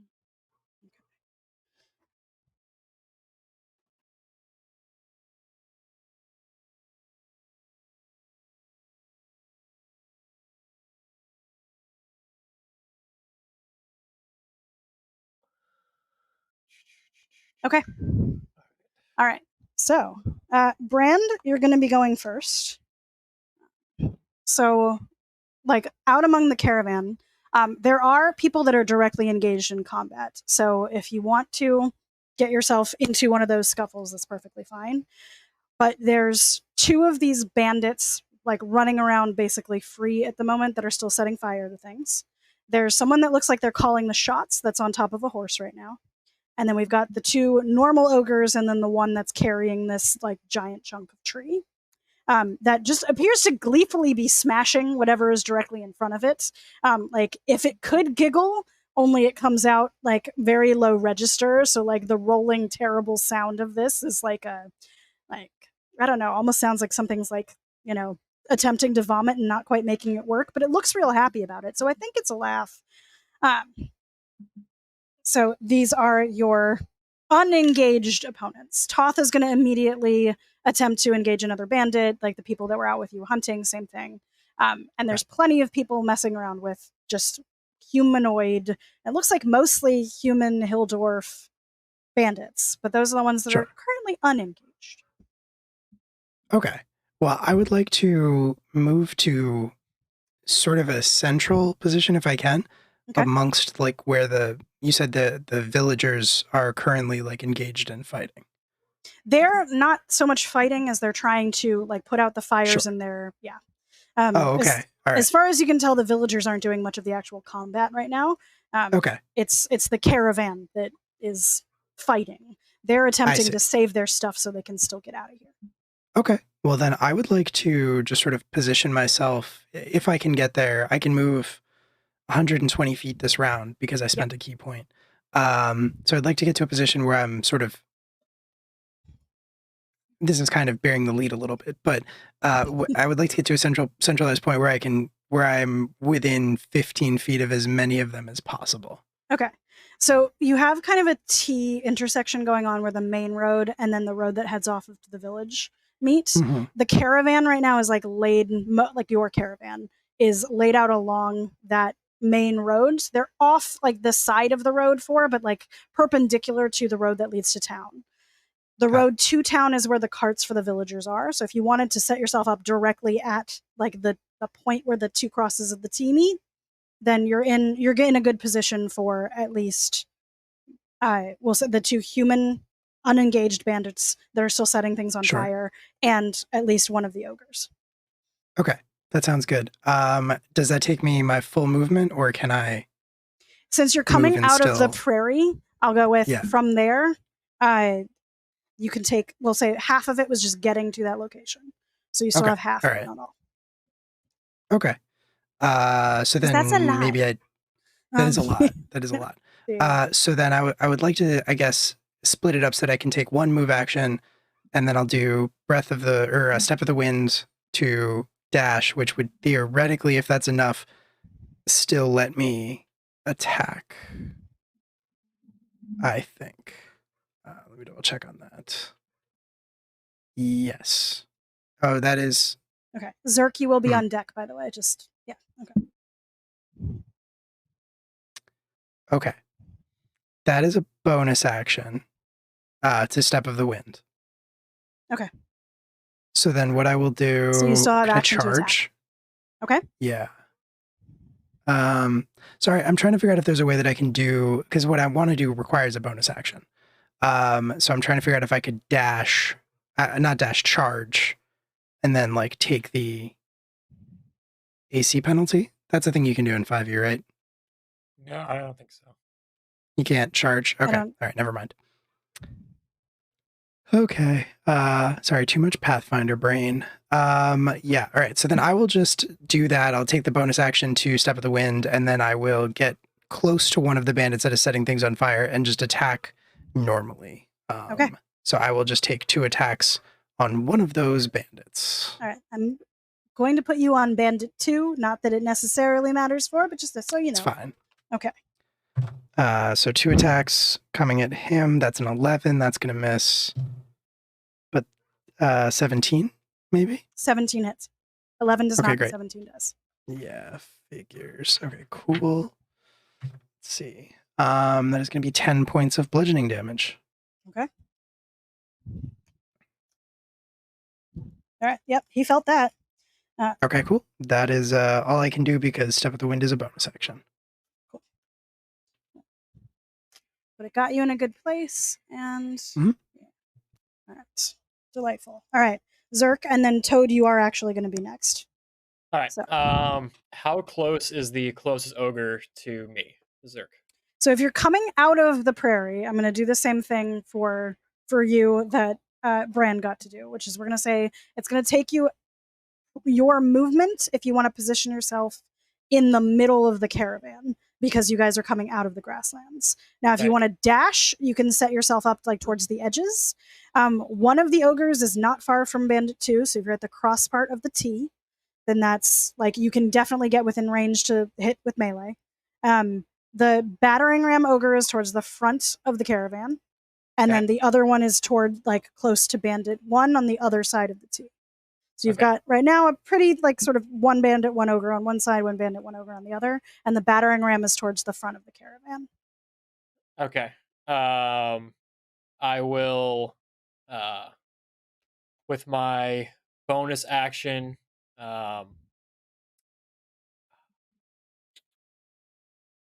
I'm just gonna bonus action. I'm gonna use my temporary hit points. So you see on Zerk flips up his little thing, pushes a button, and a blue kind of shield goes around him, and then fades away. And then action to dash to the ogre that is closest to the one that Brand was near. Okay. So I'm just gonna be getting to melee with that, and then that's my turn. Okay. All right. All right, Toad. I'm gonna get as close as possible to Bran and Zerk so that I can support them the next turn. But when I get in range, I want to cast Chill Touch on an ogre that's hitting people. Okay. So if you want to be close to Bran and Zerk, say like between them, you're going to be a little bit closer to Zerk because he's on an ogre. Yeah. That's fine. Are we attempting to flank? Is that what this is? Yeah, it would be basically that idea. Yep. Okay. All right. So you can be between them, like in the middle of the road, basically. Brand is on a bandit and Zerk is on one of the ogres. All right. And then you're going to be close enough to chill touch this. Yep. Okay. All right. Roll to attack, please. 16. Okay. It's advantage on melee attacks, but I think that's going to hit. So hold on. Yeah. It's a okay, ranged you can hit. attack. I'm sorry, chill touch? Yeah. Yeah, still hits, go. Uh, You don't have an advantage on that one though, but 16 will hit it. 10 damage. Okay. All right. It feels it. Like it gives that like this one isn't the giggling one, but it does have a like noise as you get nice and cold on its side, but it has that like almost like recoil up its body as it feels this damage and cold. And I'm sorry, you said that was 10? Yeah, 10 damage. Thank you. Okay. All right. So if you are between them, it would still be flanking. You used a ranged attack, so it doesn't matter for you, but it is going to matter for Zerk and Brand because that means advantage for melee attacks. Okay. All right. So, Belle, you are not next. I'm sorry. One of the ogres is going to go. This is the one that you guys are not touching right now. So it's going to head over and attempt to swing its club at you, Brand, because it has a great club.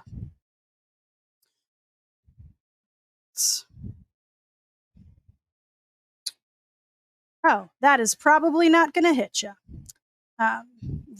What is it?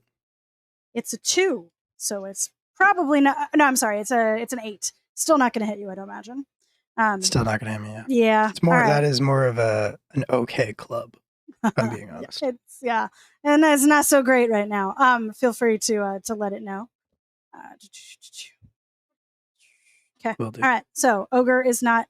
That one is not going to be successful with. The ogre that is over by Zerk and Toad is going to attempt to hit Zerk with its great club. As I move the thing that I needed. There we go. Oh, damn. This is also not doing well. I'm assuming that an 11 probably doesn't hit you. No, it does not. Okay. All right. Tries and swings with it club and just does not. Wasn't expecting one so many of you, so in its losing its focus of like which of these am I supposed to be focusing on, that club just like whizzes over the top of your and Toad's heads as Ogre misses swinging with its great club. All right, and Belle, you will be going next. Okay, so I will also run forward. I only need to be within 60 feet, so I don't want to go much closer than that. But if I can be flanked with people, since it seems everybody's kind of congregated in the same area with the ogre, if that's possible. So if you want to be within 60 feet, but like if I can like go around a little bit, maybe. Okay, you definitely can't be flanking is within 5, so not. Oh. Yeah, because it's melee specifically. So if you want to stay like in range but not close enough to invite some opportunity attacks, etc., you're not getting the advantage of flanking. Right. Well, I have the thing of you don't for sneak attack. It says you don't need advantage on the attack. It roll if another enemy on the target is within 5 feet. Yes, but you would still need to get within melee range. But I need to be within 5 feet too.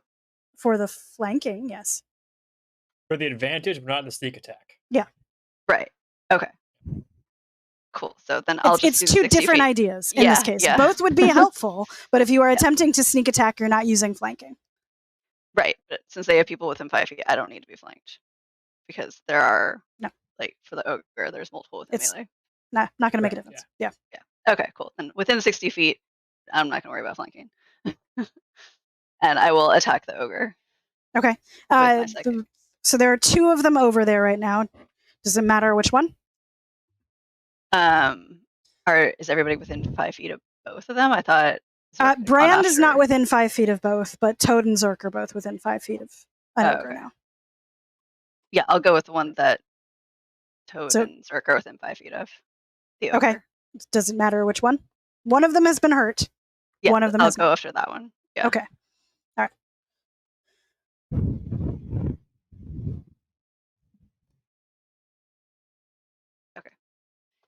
So go ahead and roll to attack. Yeah.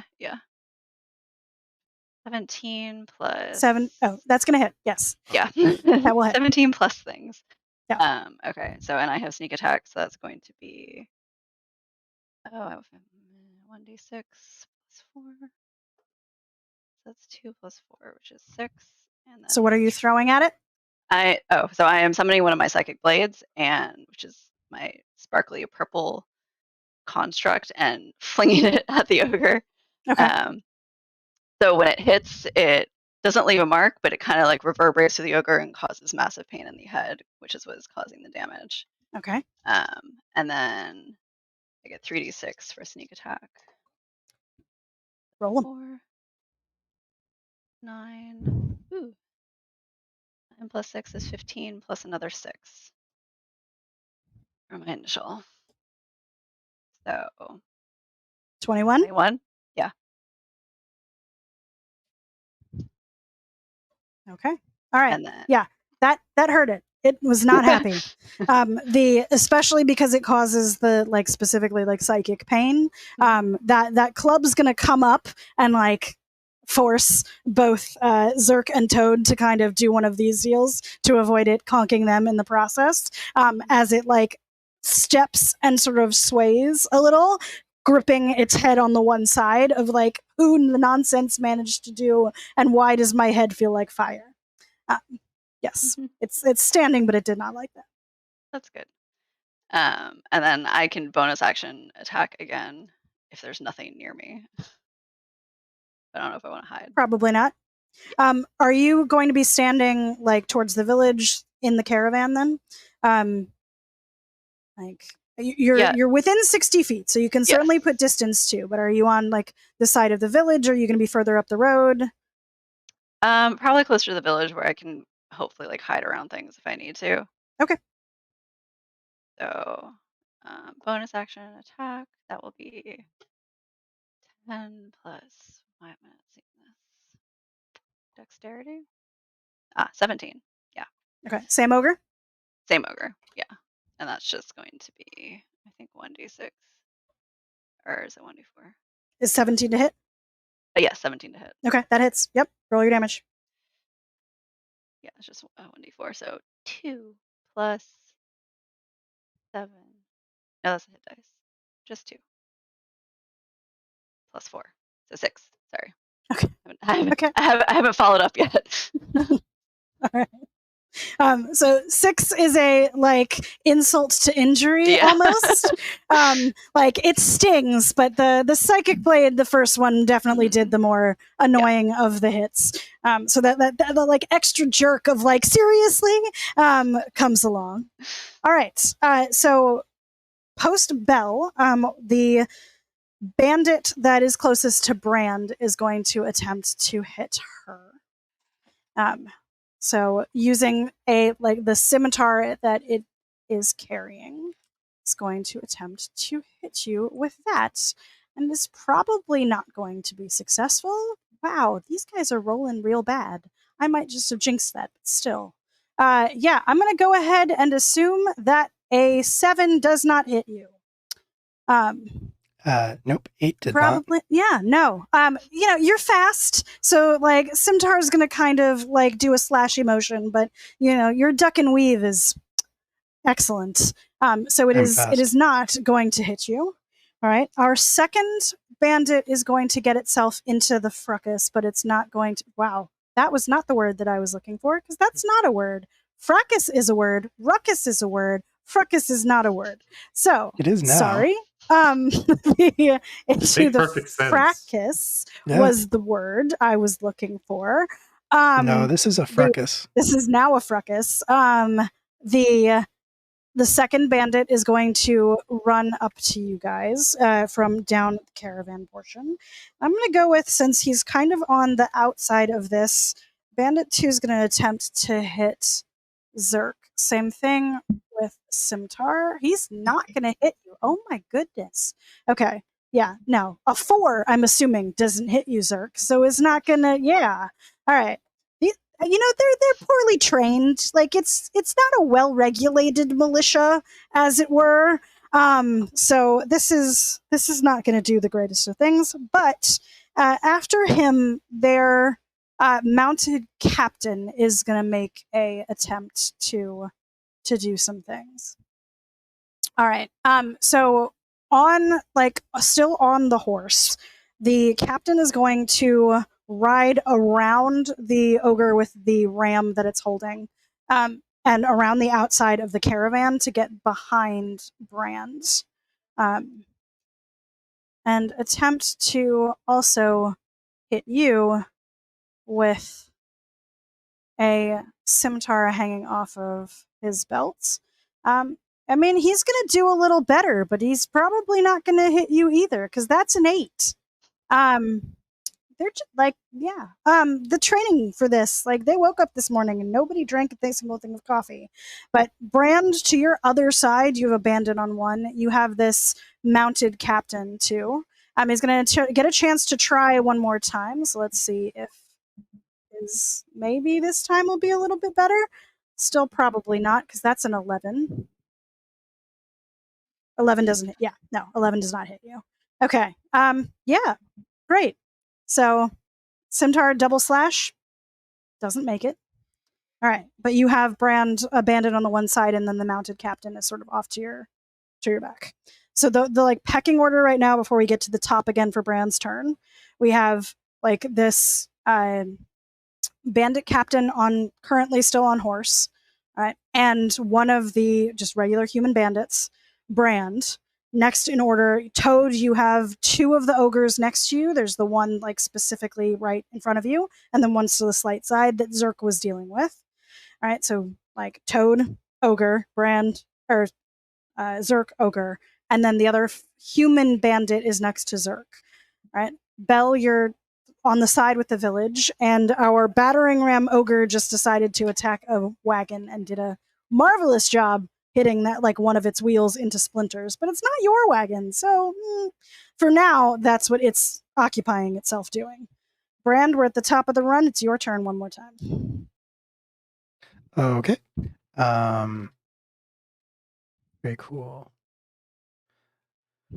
So I'm going to spend a bonus action. What Brand is going to do is, I think in true anime style, she is kind of going to like drop her arm straight at her side and shrug out of the big jacket that she wears, underneath which her arms are bare, the sleeves are ripped off of the shirt that she's wearing, and there are red lines, red tattoo lines running down her arms, sort of over top of and matching the vitiligo pattern on her skin.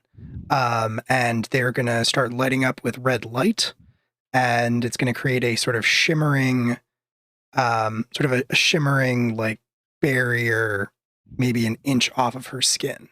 And that sort of flickering, shimmering light also is going to create sort of pointed claws around her fingertips. And after she has activated her Eldritch Tattoo, Eldritch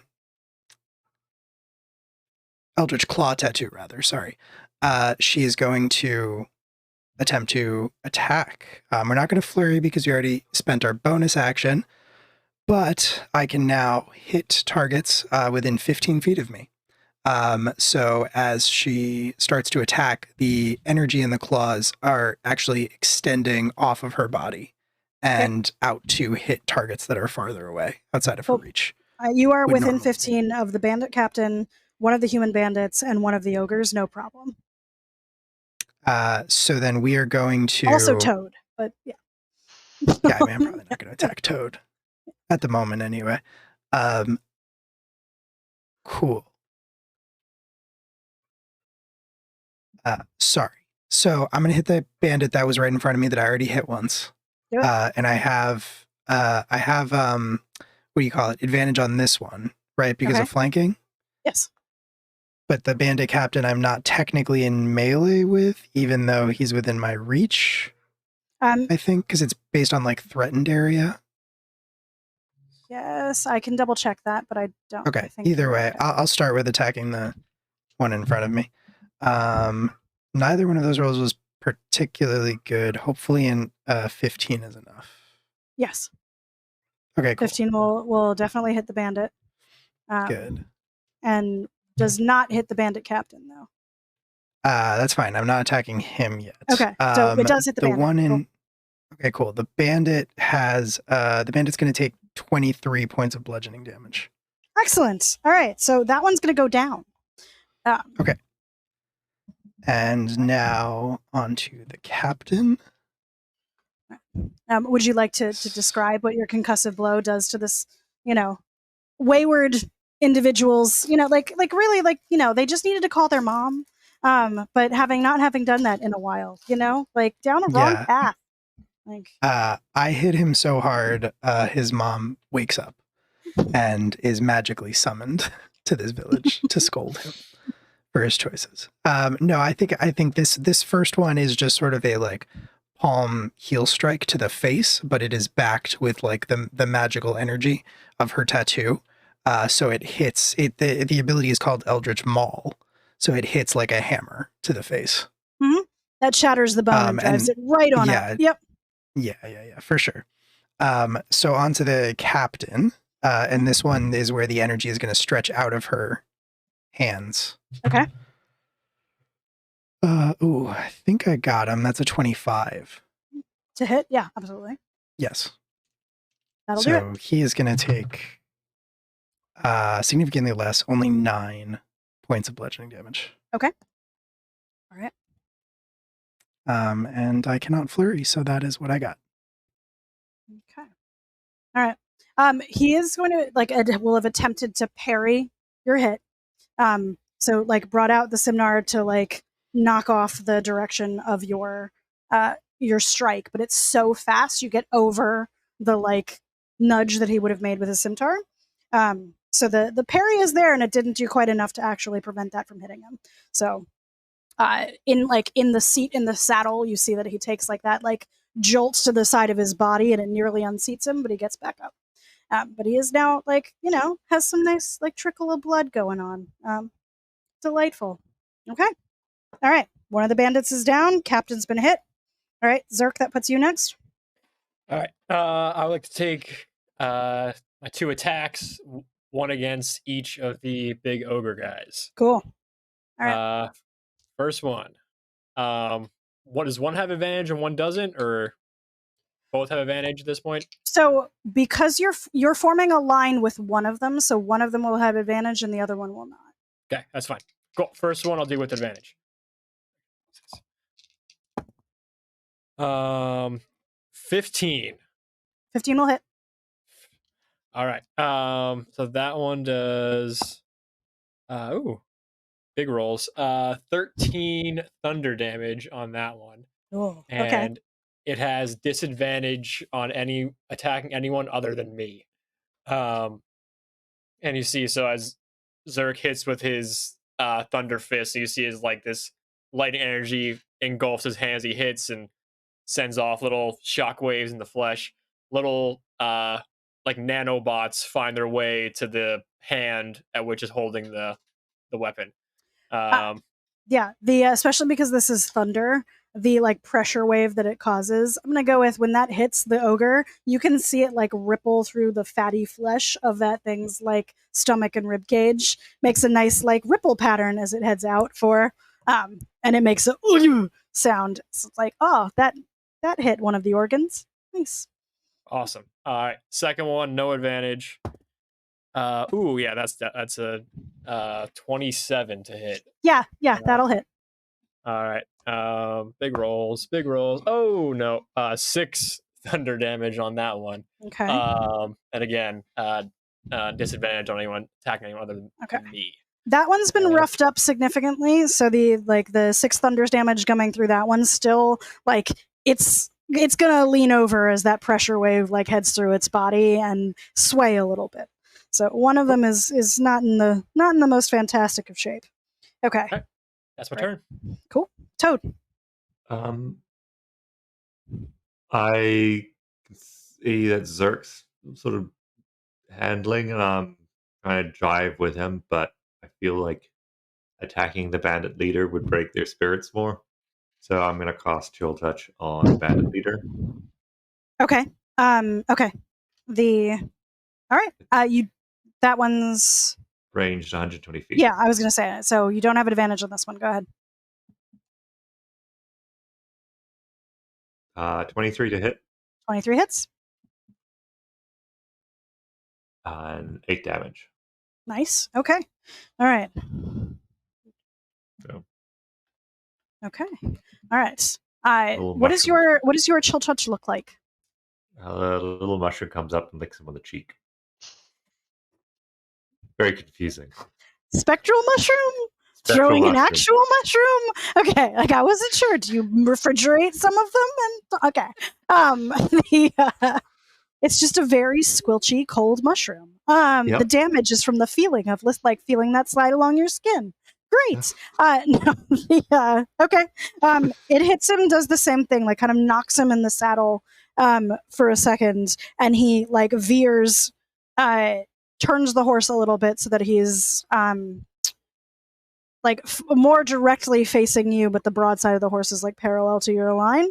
Had been paying attention to Brand more before, and now is like, great. That was a lot of damage we weren't expecting from a very interesting like sensation that goes along with it. Like, man, it hurt, but like from why? Okay. All right. So we have a couple of the ogres before Bell. All right. So the one that Zerk hit is directly in front of him. So it's going to attempt to hit you, Zerk. This one, same thing. It's going to attempt to swing this great axe and hit you with it. Let's see if it's luckier this time. It's not. Holy crap. Okay, that is definitely not going to hit you. So I'm just going to.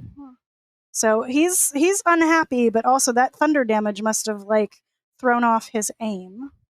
All right. The second one is also going to swing, but this one's going to swing at Toad. That disadvantage on that one? This is the other one. The one that had disadvantage is the one that's directly in front of you. So I thought I hit both of them. You did hit both of them. Does that mean they both have disadvantage? Correct. Yeah. Oh, okay. All right. Well, then it will roll twice. All right. The first one I think it would have hit, but this one, maybe. Toad will a 14 hit. Nope.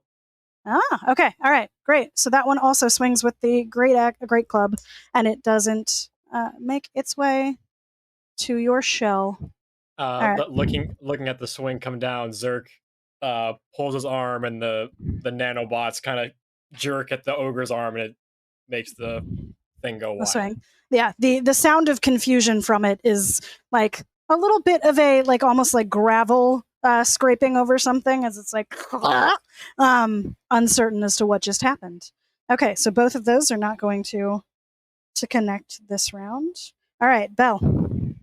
Okay, so same thing. I will attack. I'll start off with the ogre that I attacked the first time. Okay. And I still have sneak attack, right? With the first one. I believe you do. Yeah, so that's 17 to hit. It does. And then 6 again, plus sneak attack. 7, 8 plus 6. So, geez. 12? No, 15? I can't do math. 13. It's 11 o'clock my time. It's 14. 14. 14. Okay. I was like, you're gonna get there. I'm gonna get there. So close. All right. Well, the nice part is with 14 damage on that one, it is teetering. That like concussive, like gong, terrible psychic damage sound that it's feeling on the inside. It is doubled over. Right, the free hand not immediately holding the great club, clutching its forehead. It's not hanging on by much. All right. Well, let's see if my bonus action can take it out. 14 plus 7, so To hit? yeah, Yeah. to hit. Yeah, that hits. Yeah.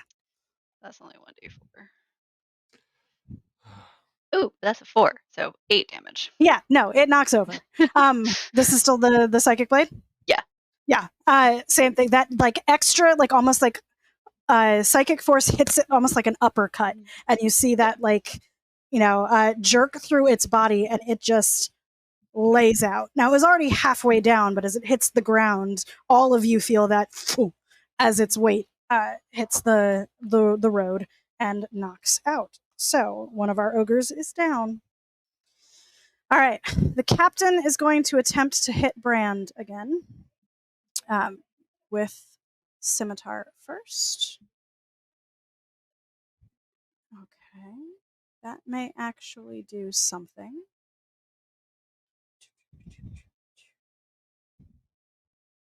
Does 18 hit? That hits, yes. Okay. All right. So slashes at you with the scimitar this time. 2. And it's going to hit with 6 slashing damage from the scimitar. Okay. And then he's going This to isn't attempt. a missile by any chance, is it? It is not. Okay. It's a melee weapon attack. And then he's going to attempt to slash you with a dagger from the other hand. But I don't think that one's going to hit you because that is a 14. That is a miss. Yeah. So the dagger's not going to hit you. Scimitar does 6 of the slashing, but the dagger Okay. does not. Just 6. Yeah. Okay. Sounds good. All right. And then our one bandit that's still up is not necessarily in the greatest of ways. Or no, he's fine. He's going to attempt to hit you, Zerk. We'll see if. Oh, maybe. Okay. Rolling a little better now. 18. Will this hit you? No. All right. Yeah. Well, still tried. Does a nice like scrape along your armor with that scimitar, but it doesn't really connect. It just like glances off of the metal. He's frustrated, but that's all he can do. Okay. Battering Ram Ogre is a little bit more interested in you guys though now.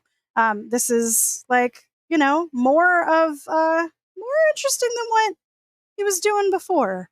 So he's gonna lumber on over. Not yet striking anybody, but he's going to be on the opposite side of you from this line of the ogres that are here. So we have like almost like a vertical line right now of like Brand, Toad, Zerk, the remaining ogre that's up, the one bandit, and then the bandit captain. And on the other side, this battering ram ogre has just gotten within 10 feet of you all. Not striking yet, but he's there.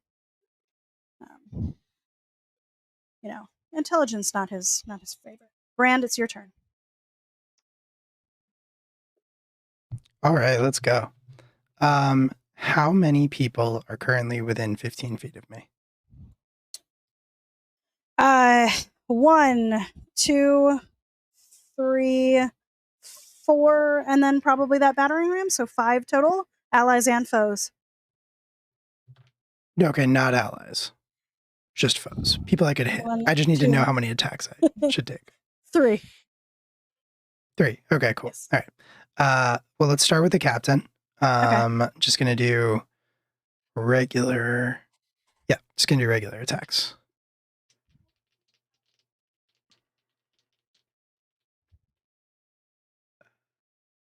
Okay, cool. Yes.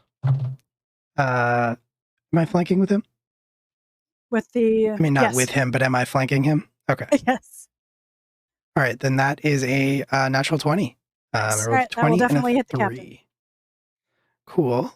Good. All right, so we are doing roll twice, right? For crits in this game? Yes. Okay.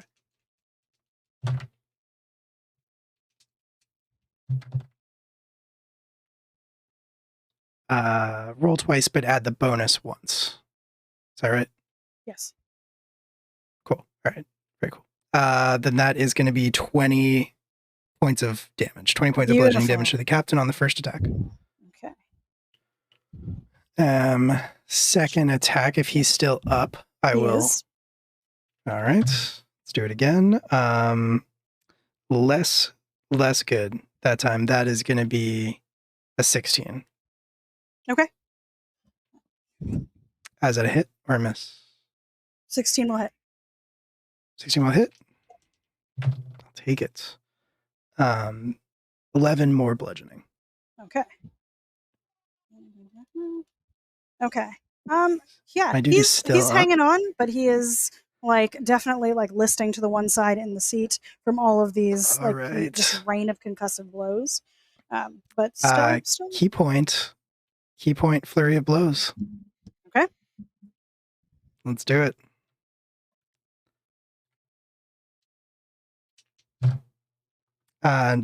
Another natural 20. Okay. All right. Kind of Excellent. feels like overkill at this point. I don't I think mean, it's not overkill yet because you haven't killed yet. Like, fair, we'll call it that when you fair. take more than one down. All right. Knock all right. him out.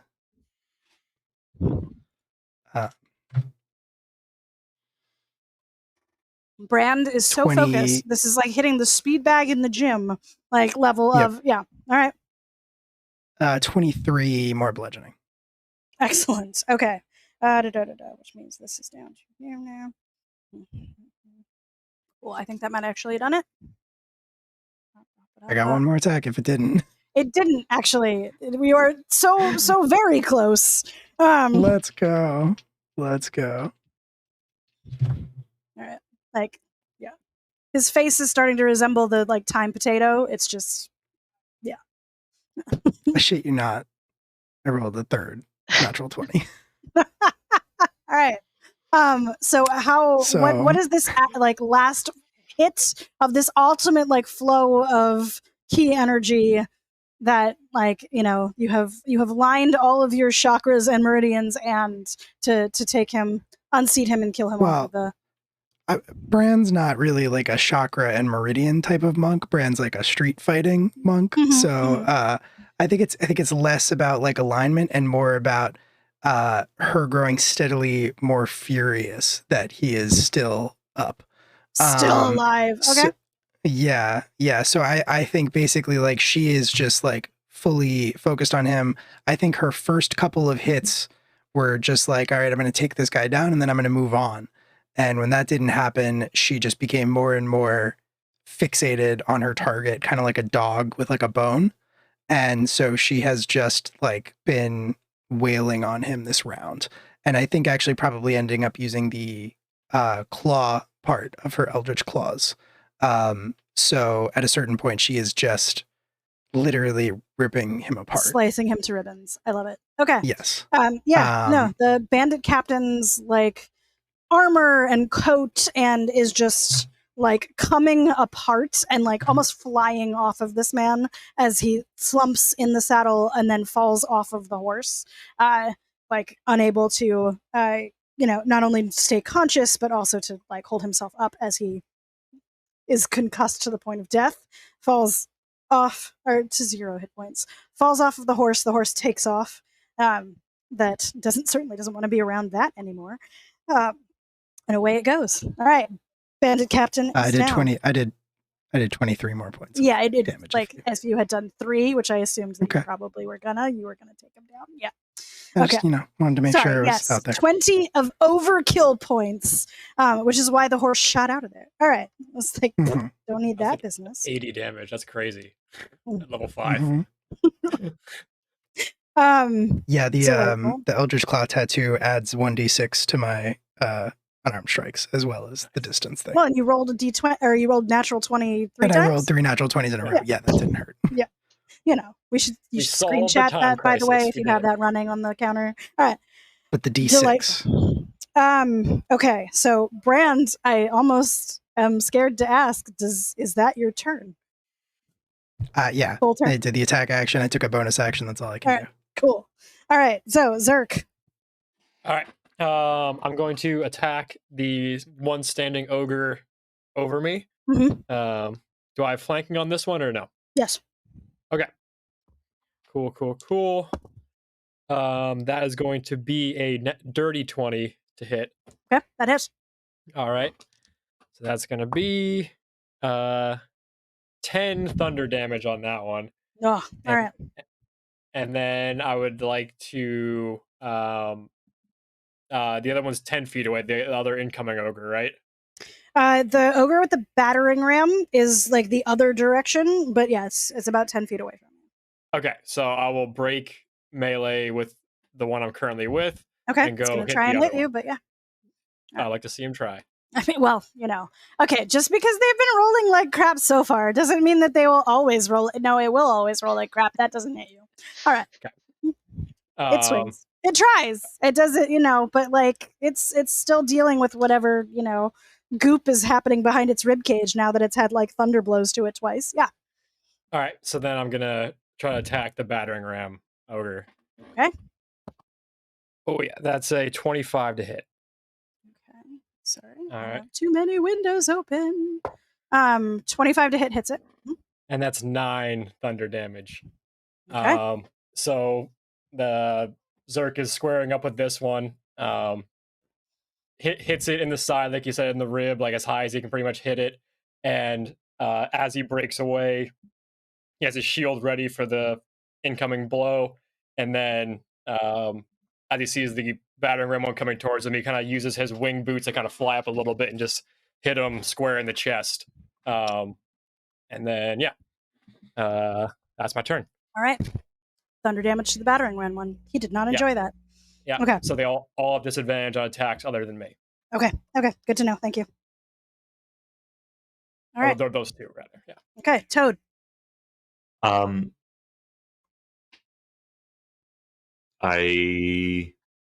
The most damaged ogre. Yes. Okay. Yeah.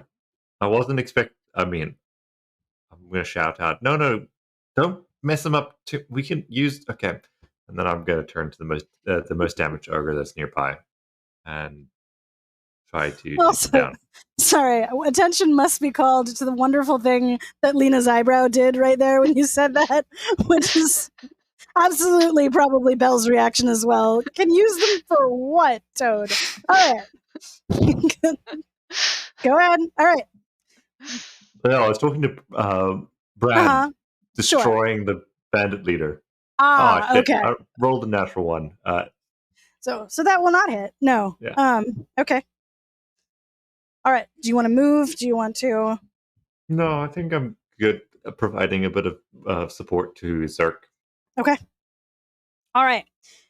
So we have our remaining ogre is going to attempt to hit Toad, I think. So you are the most conveniently appointed. Right. And I think that one is going to hit you because that ends up being a 21. Disadvantage on that one? Oh, yeah. All right. I'll roll it again. Thank you. And that one's not going to hit. Okay. So it's going to swing and a miss at Toad. If I had a decent shield, that one wouldn't hit. Sure. You're also a turtle. You have natural shields. It doesn't matter because it wasn't going for Zerk. So, all right. So that one does not hit you. Okay. Our battering ram, though, is now going to look at this most inconveniently metallic thing standing in front of it. All right. And it's going to attempt to bash you with this ram. Okay. So it's just going to like lift up the tree trunk that it's got and attempt to bring it down right on top of you. That guy is I can add 20 to hit. Nope. No? All right. AC is 22. So in the bringing down this like tree trunk, like cut face down, it's just like a little too far to the side and instead just sort of shakes the ground next to. It's very unhappy with the fact that it did not manage to hit you with this. So it is going to flip that over. So like long ways holding just like the tree trunk, like a big old like rolling pin. And if attacks on this guy will have disadvantage because it's basically blocking your path to get to it. Yeah, but that's yeah. All right, and if you try and get out of its range, we'll deal with that when we get there. Okay. Our last remaining bandit is not so happy with things, but you know, we got 2 ogres around me. I might still make this work. Zerk, it's going to try and hit you.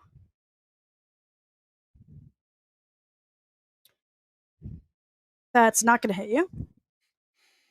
Okay, so scimitar slashes definitely doesn't connect your metal. All right. Zerk's a tank. That puts Brand back at your I go. Oh no, I'm sorry.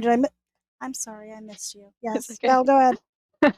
I'll attack the ogre that's attacking Toad because Okay, it should still great.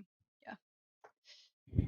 Yeah. Ooh, 5 plus And 7. I'm sorry, I added a thingy, and a 4 and a 7 do not look the same, but they kind of look the same, so it's fine. 12 to hit. I don't think that hits. The bandit? Yep, 12 will hit it. Oh no, I was going for the ogre. Oh, yes, 12 will hit. Oh, okay. Then. Yeah. They have a lot of hit points, but they're not wearing a lot of armor. Fair enough. Okay, so Natural hide. 24. I think that's a 6. Has a cat on it. It's either a 6 or a 1. I'm gonna say 6. So that's 10 plus 3d6. 6, 10, 14. 14 points of damage. 14 plus 6, so 20. 20. Okay. Yes. Delightful. All right. Okay. All right. Yeah, that really hurt. Okay. It's still up, but it is not enjoying these. Well, I'll poke it with my bonus action too. Go. Oh, that's 12 again. To hit. 12 will hit. 5. Okay. All right. It is definitely the worst for the wear. It's, like blood is trickling out of both sides of its eyes and down its nose. It's barely standing, but it is like doubled over in this pain coming from its head.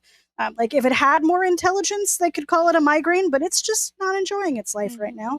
But it is still standing. Okay, Brand. All right. My tattoo is active for a minute now that I've activated it, so I think more of the same. Let's see how many targets on the field we can clear. Cool. So starting with regular attacks, I guess whoever's closest to me now that the captain is down. Probably the ogre that is like immediately in front of Toad and Zerk is the closest. Cool. And it's okay. And teetering. Okay, and I am no longer flanking with anybody, right? Now the captain's down. Yeah, no, you are, like, if anything was making a line with you and Toad right now, but it's not really. Okay, that's fine.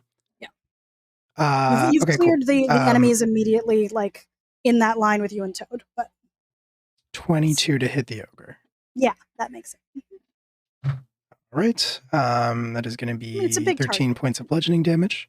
Yeah. Cool. Okay. 13 points of 13. bludgeoning damage is going to take it down. So as it's doubled over, those hits of yours are like, and like insult to injury. I'm imagining you're going to hit its head, obviously. I mean, it just looks like a big old drum. Yeah. Like that's, perfect round target. I think at this point, and now that she's like, she takes a deep breath and tries to steady herself after the fury fades. And then she's going to turn and sort of face the rest of the battlefield. And then she's just going to sort of like rapid fire, like try to like bump, knock out as many people as she possibly can. Excellent. Okay.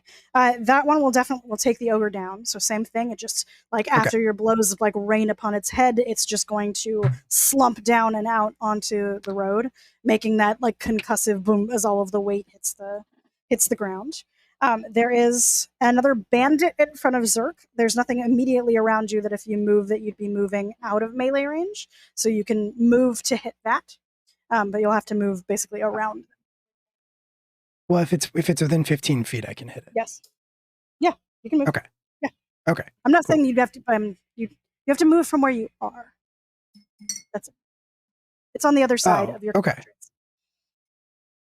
So my real question Okay. is do you want to move on the side with like battering ram ogre, or do you want to move other side? I guess battering ram ogre. Okay. All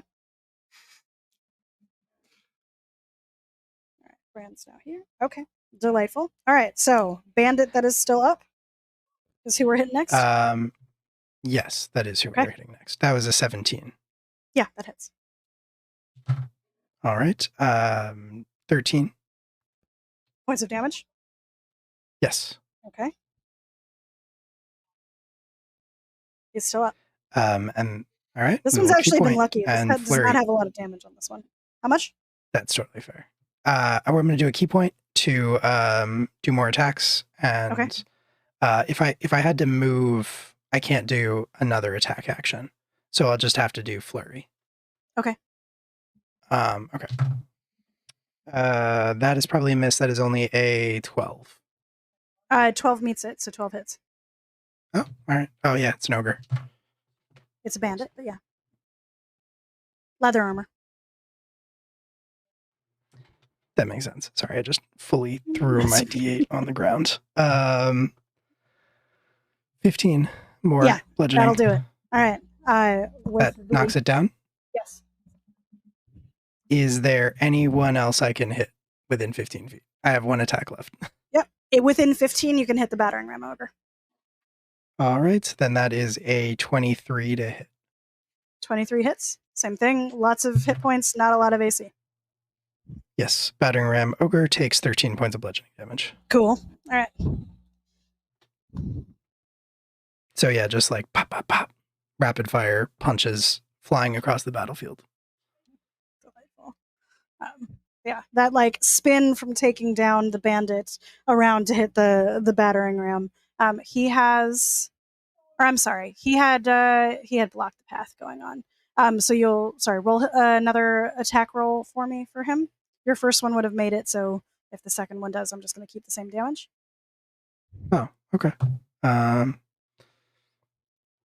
17. Oh, you just wanted damage? No, I just want another attack roll. 17. Oh, then yes. Okay, yeah. All right, great. So there's another 13 points of those damage on the ogre for that one. Sorry, it's a disadvantage. I marked it and then, of course, promptly forgot. Oh, I see what you're saying. Okay, got it. Okay. Got it. Yeah. So he's got the like log tree trunk that he's like holding in front of him, like as a way to like stave off hits. But you're like way too fast for that, and I imagine that it just sort of keeps his hands occupied, so you can like hit him in the chin. So he's all good. All right, Zerk. We have only battering ram remaining standing. All right. I'll get up in there and yeah, I'm already face to face with them, so yeah, I'll take my 2 attacks. At disadvantage, correct? Yes, because he's got the Cool. block the path going. All right. That's still an 18 to hit. 18 will hit. It's gonna be 9 points of thunder damage, Okay. and then attack numero dos. It's gonna be actually a 21 to hit. Right. With Still hits. Okay. And that's gonna be 8 points of thunder damage. Okay. All right. Okay. Yeah, just ducking and All right. weaving and gets in there for a couple No. hits. He's attempting to follow where you're moving, like by tilting and trying to block what you're doing with that log, but it's still just too slow to actually like combat against your and Bran's very, very quick and agile movement with your weaponry and your just like how fast you are. So he's not quite making it through, even though it is like throwing off maybe your first choice of path. He's hurting, but he's definitely not down. Okay, Toad. Has any of us taken a hit? Yeah. Oh. One of you. Yeah, it once. took like 6 points of damage. Okay, we're good. Yeah, the bandit captain hit Brand once.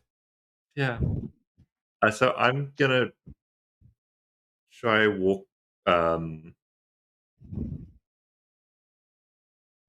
get closer to annoy the ogre, and maybe try get if I can arrange a flanking with someone. With Brand, I would. Okay, you are going to have to move if you want to be in a flanking pattern with Brand, but you're not far away from the ogre as is. Yeah, I want to move into a new position so that I can help. Because I'm not doing that much damage by myself, but I can help other people do damage. Okay, all right. And once I've finished my movement, I'm going to cast another Chill Touch on him. Okay, great. It's a disadvantage to attack because he's doing the battering ram thing right now. So 2 attack rolls, please, and give me the lower. Okay. 21. Yeah, that Both is. rolls were 21. Okay. Oh, yeah. All right. How much damage is this Chill Touch going to do? 4.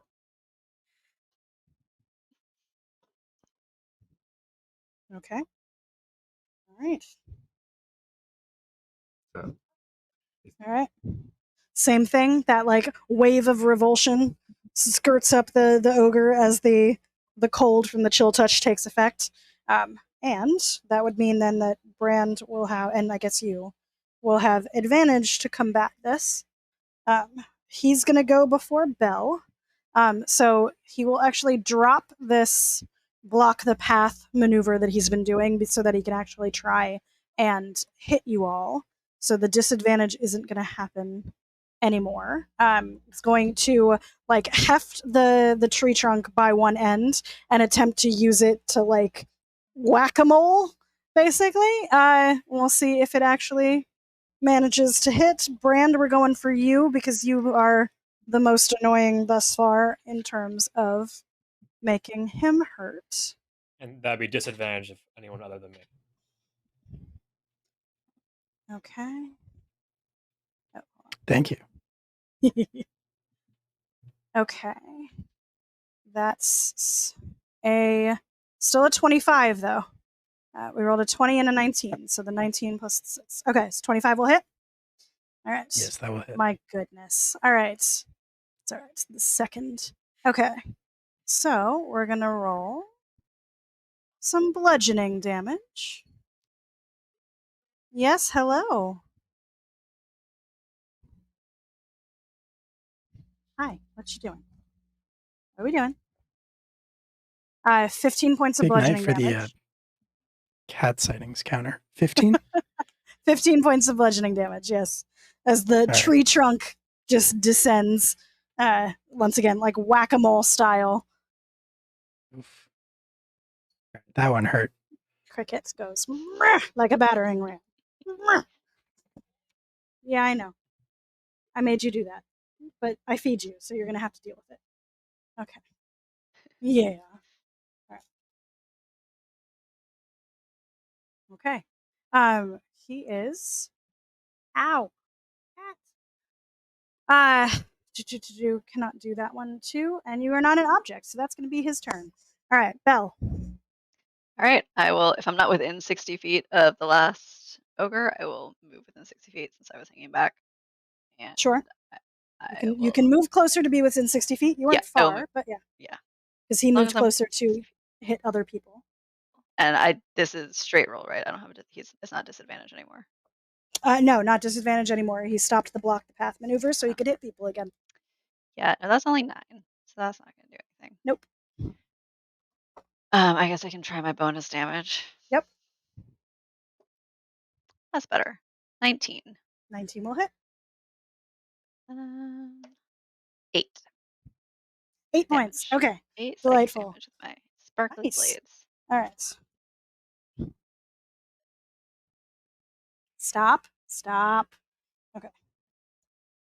Okay.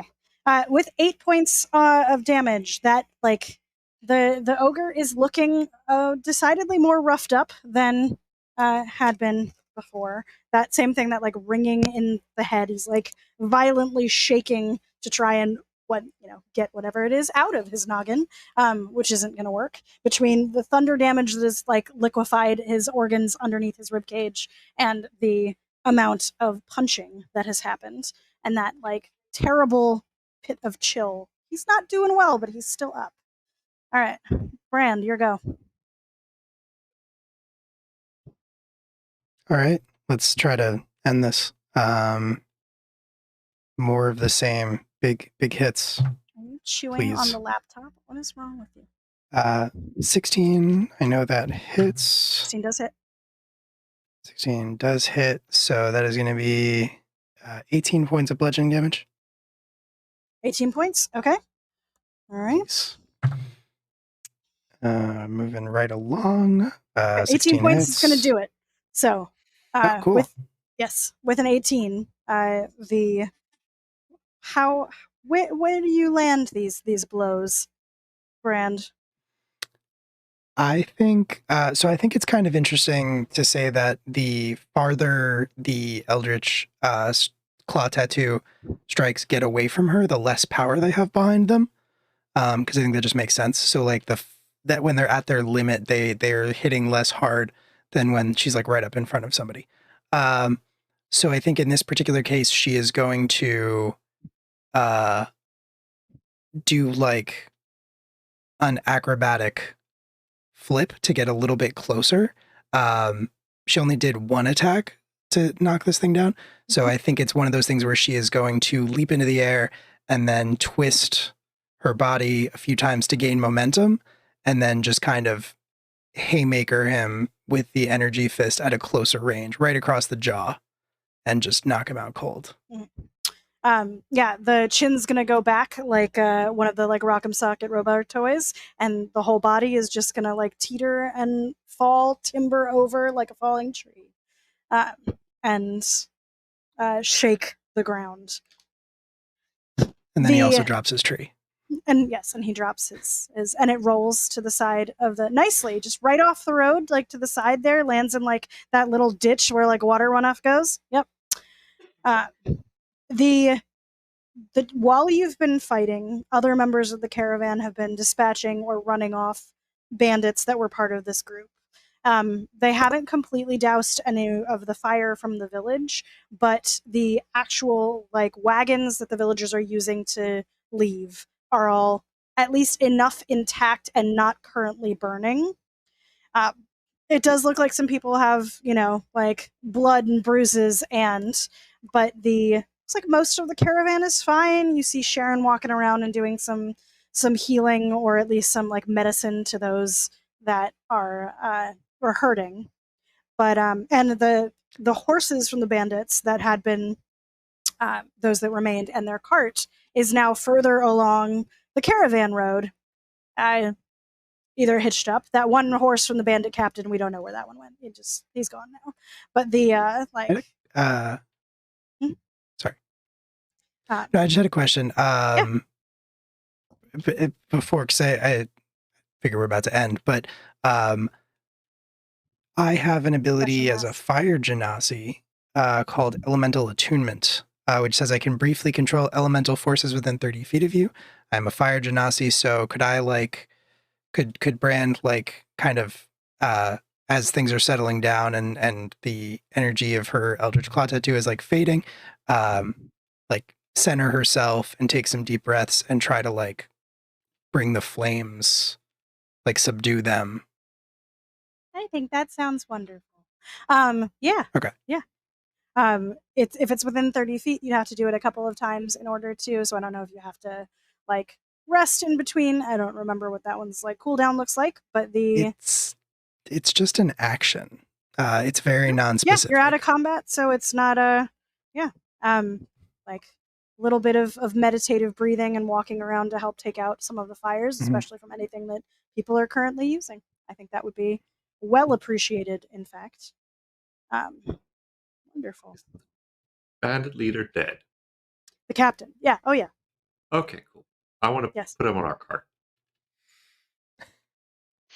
Like prop him up in the seat? What are we doing, Toad? Just put him in the back of the cart. With the time bread? Next to the time. You can do this. Weekend at Toad's over here. That guy with us.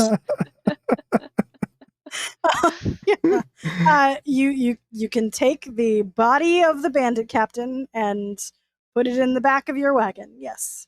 Do they have anything worth taking other than?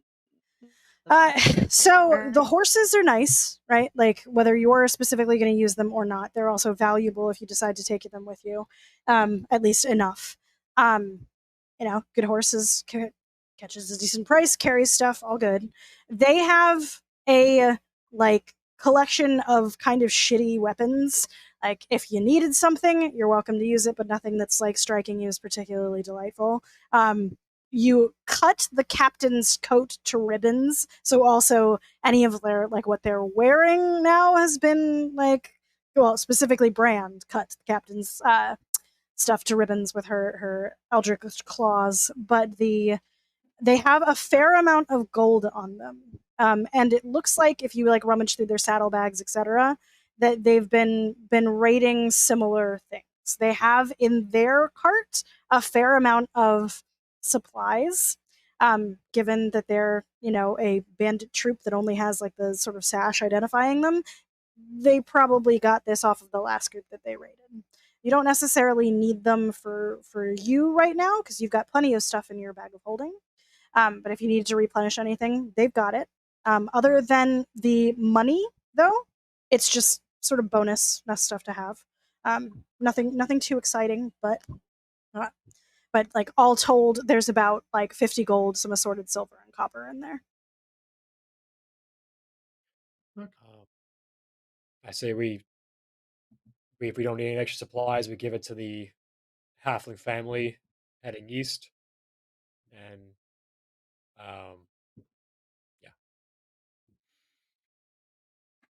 yeah, there will be some tears if you happy ones if you manage to basically resupply some of the stuff that burnt up. They will, whatever blessings they can bestow upon you will be there. It doesn't look like they lost anyone, but a bunch of them are battered, and many of them are like, smoke streaked and coughing, and a little bit worse for the wear in terms of what they had to do to keep what they needed together. So the addition of the supplies, that means that they aren't going to like run out of food or not have something to replant once they reach wherever they're landing.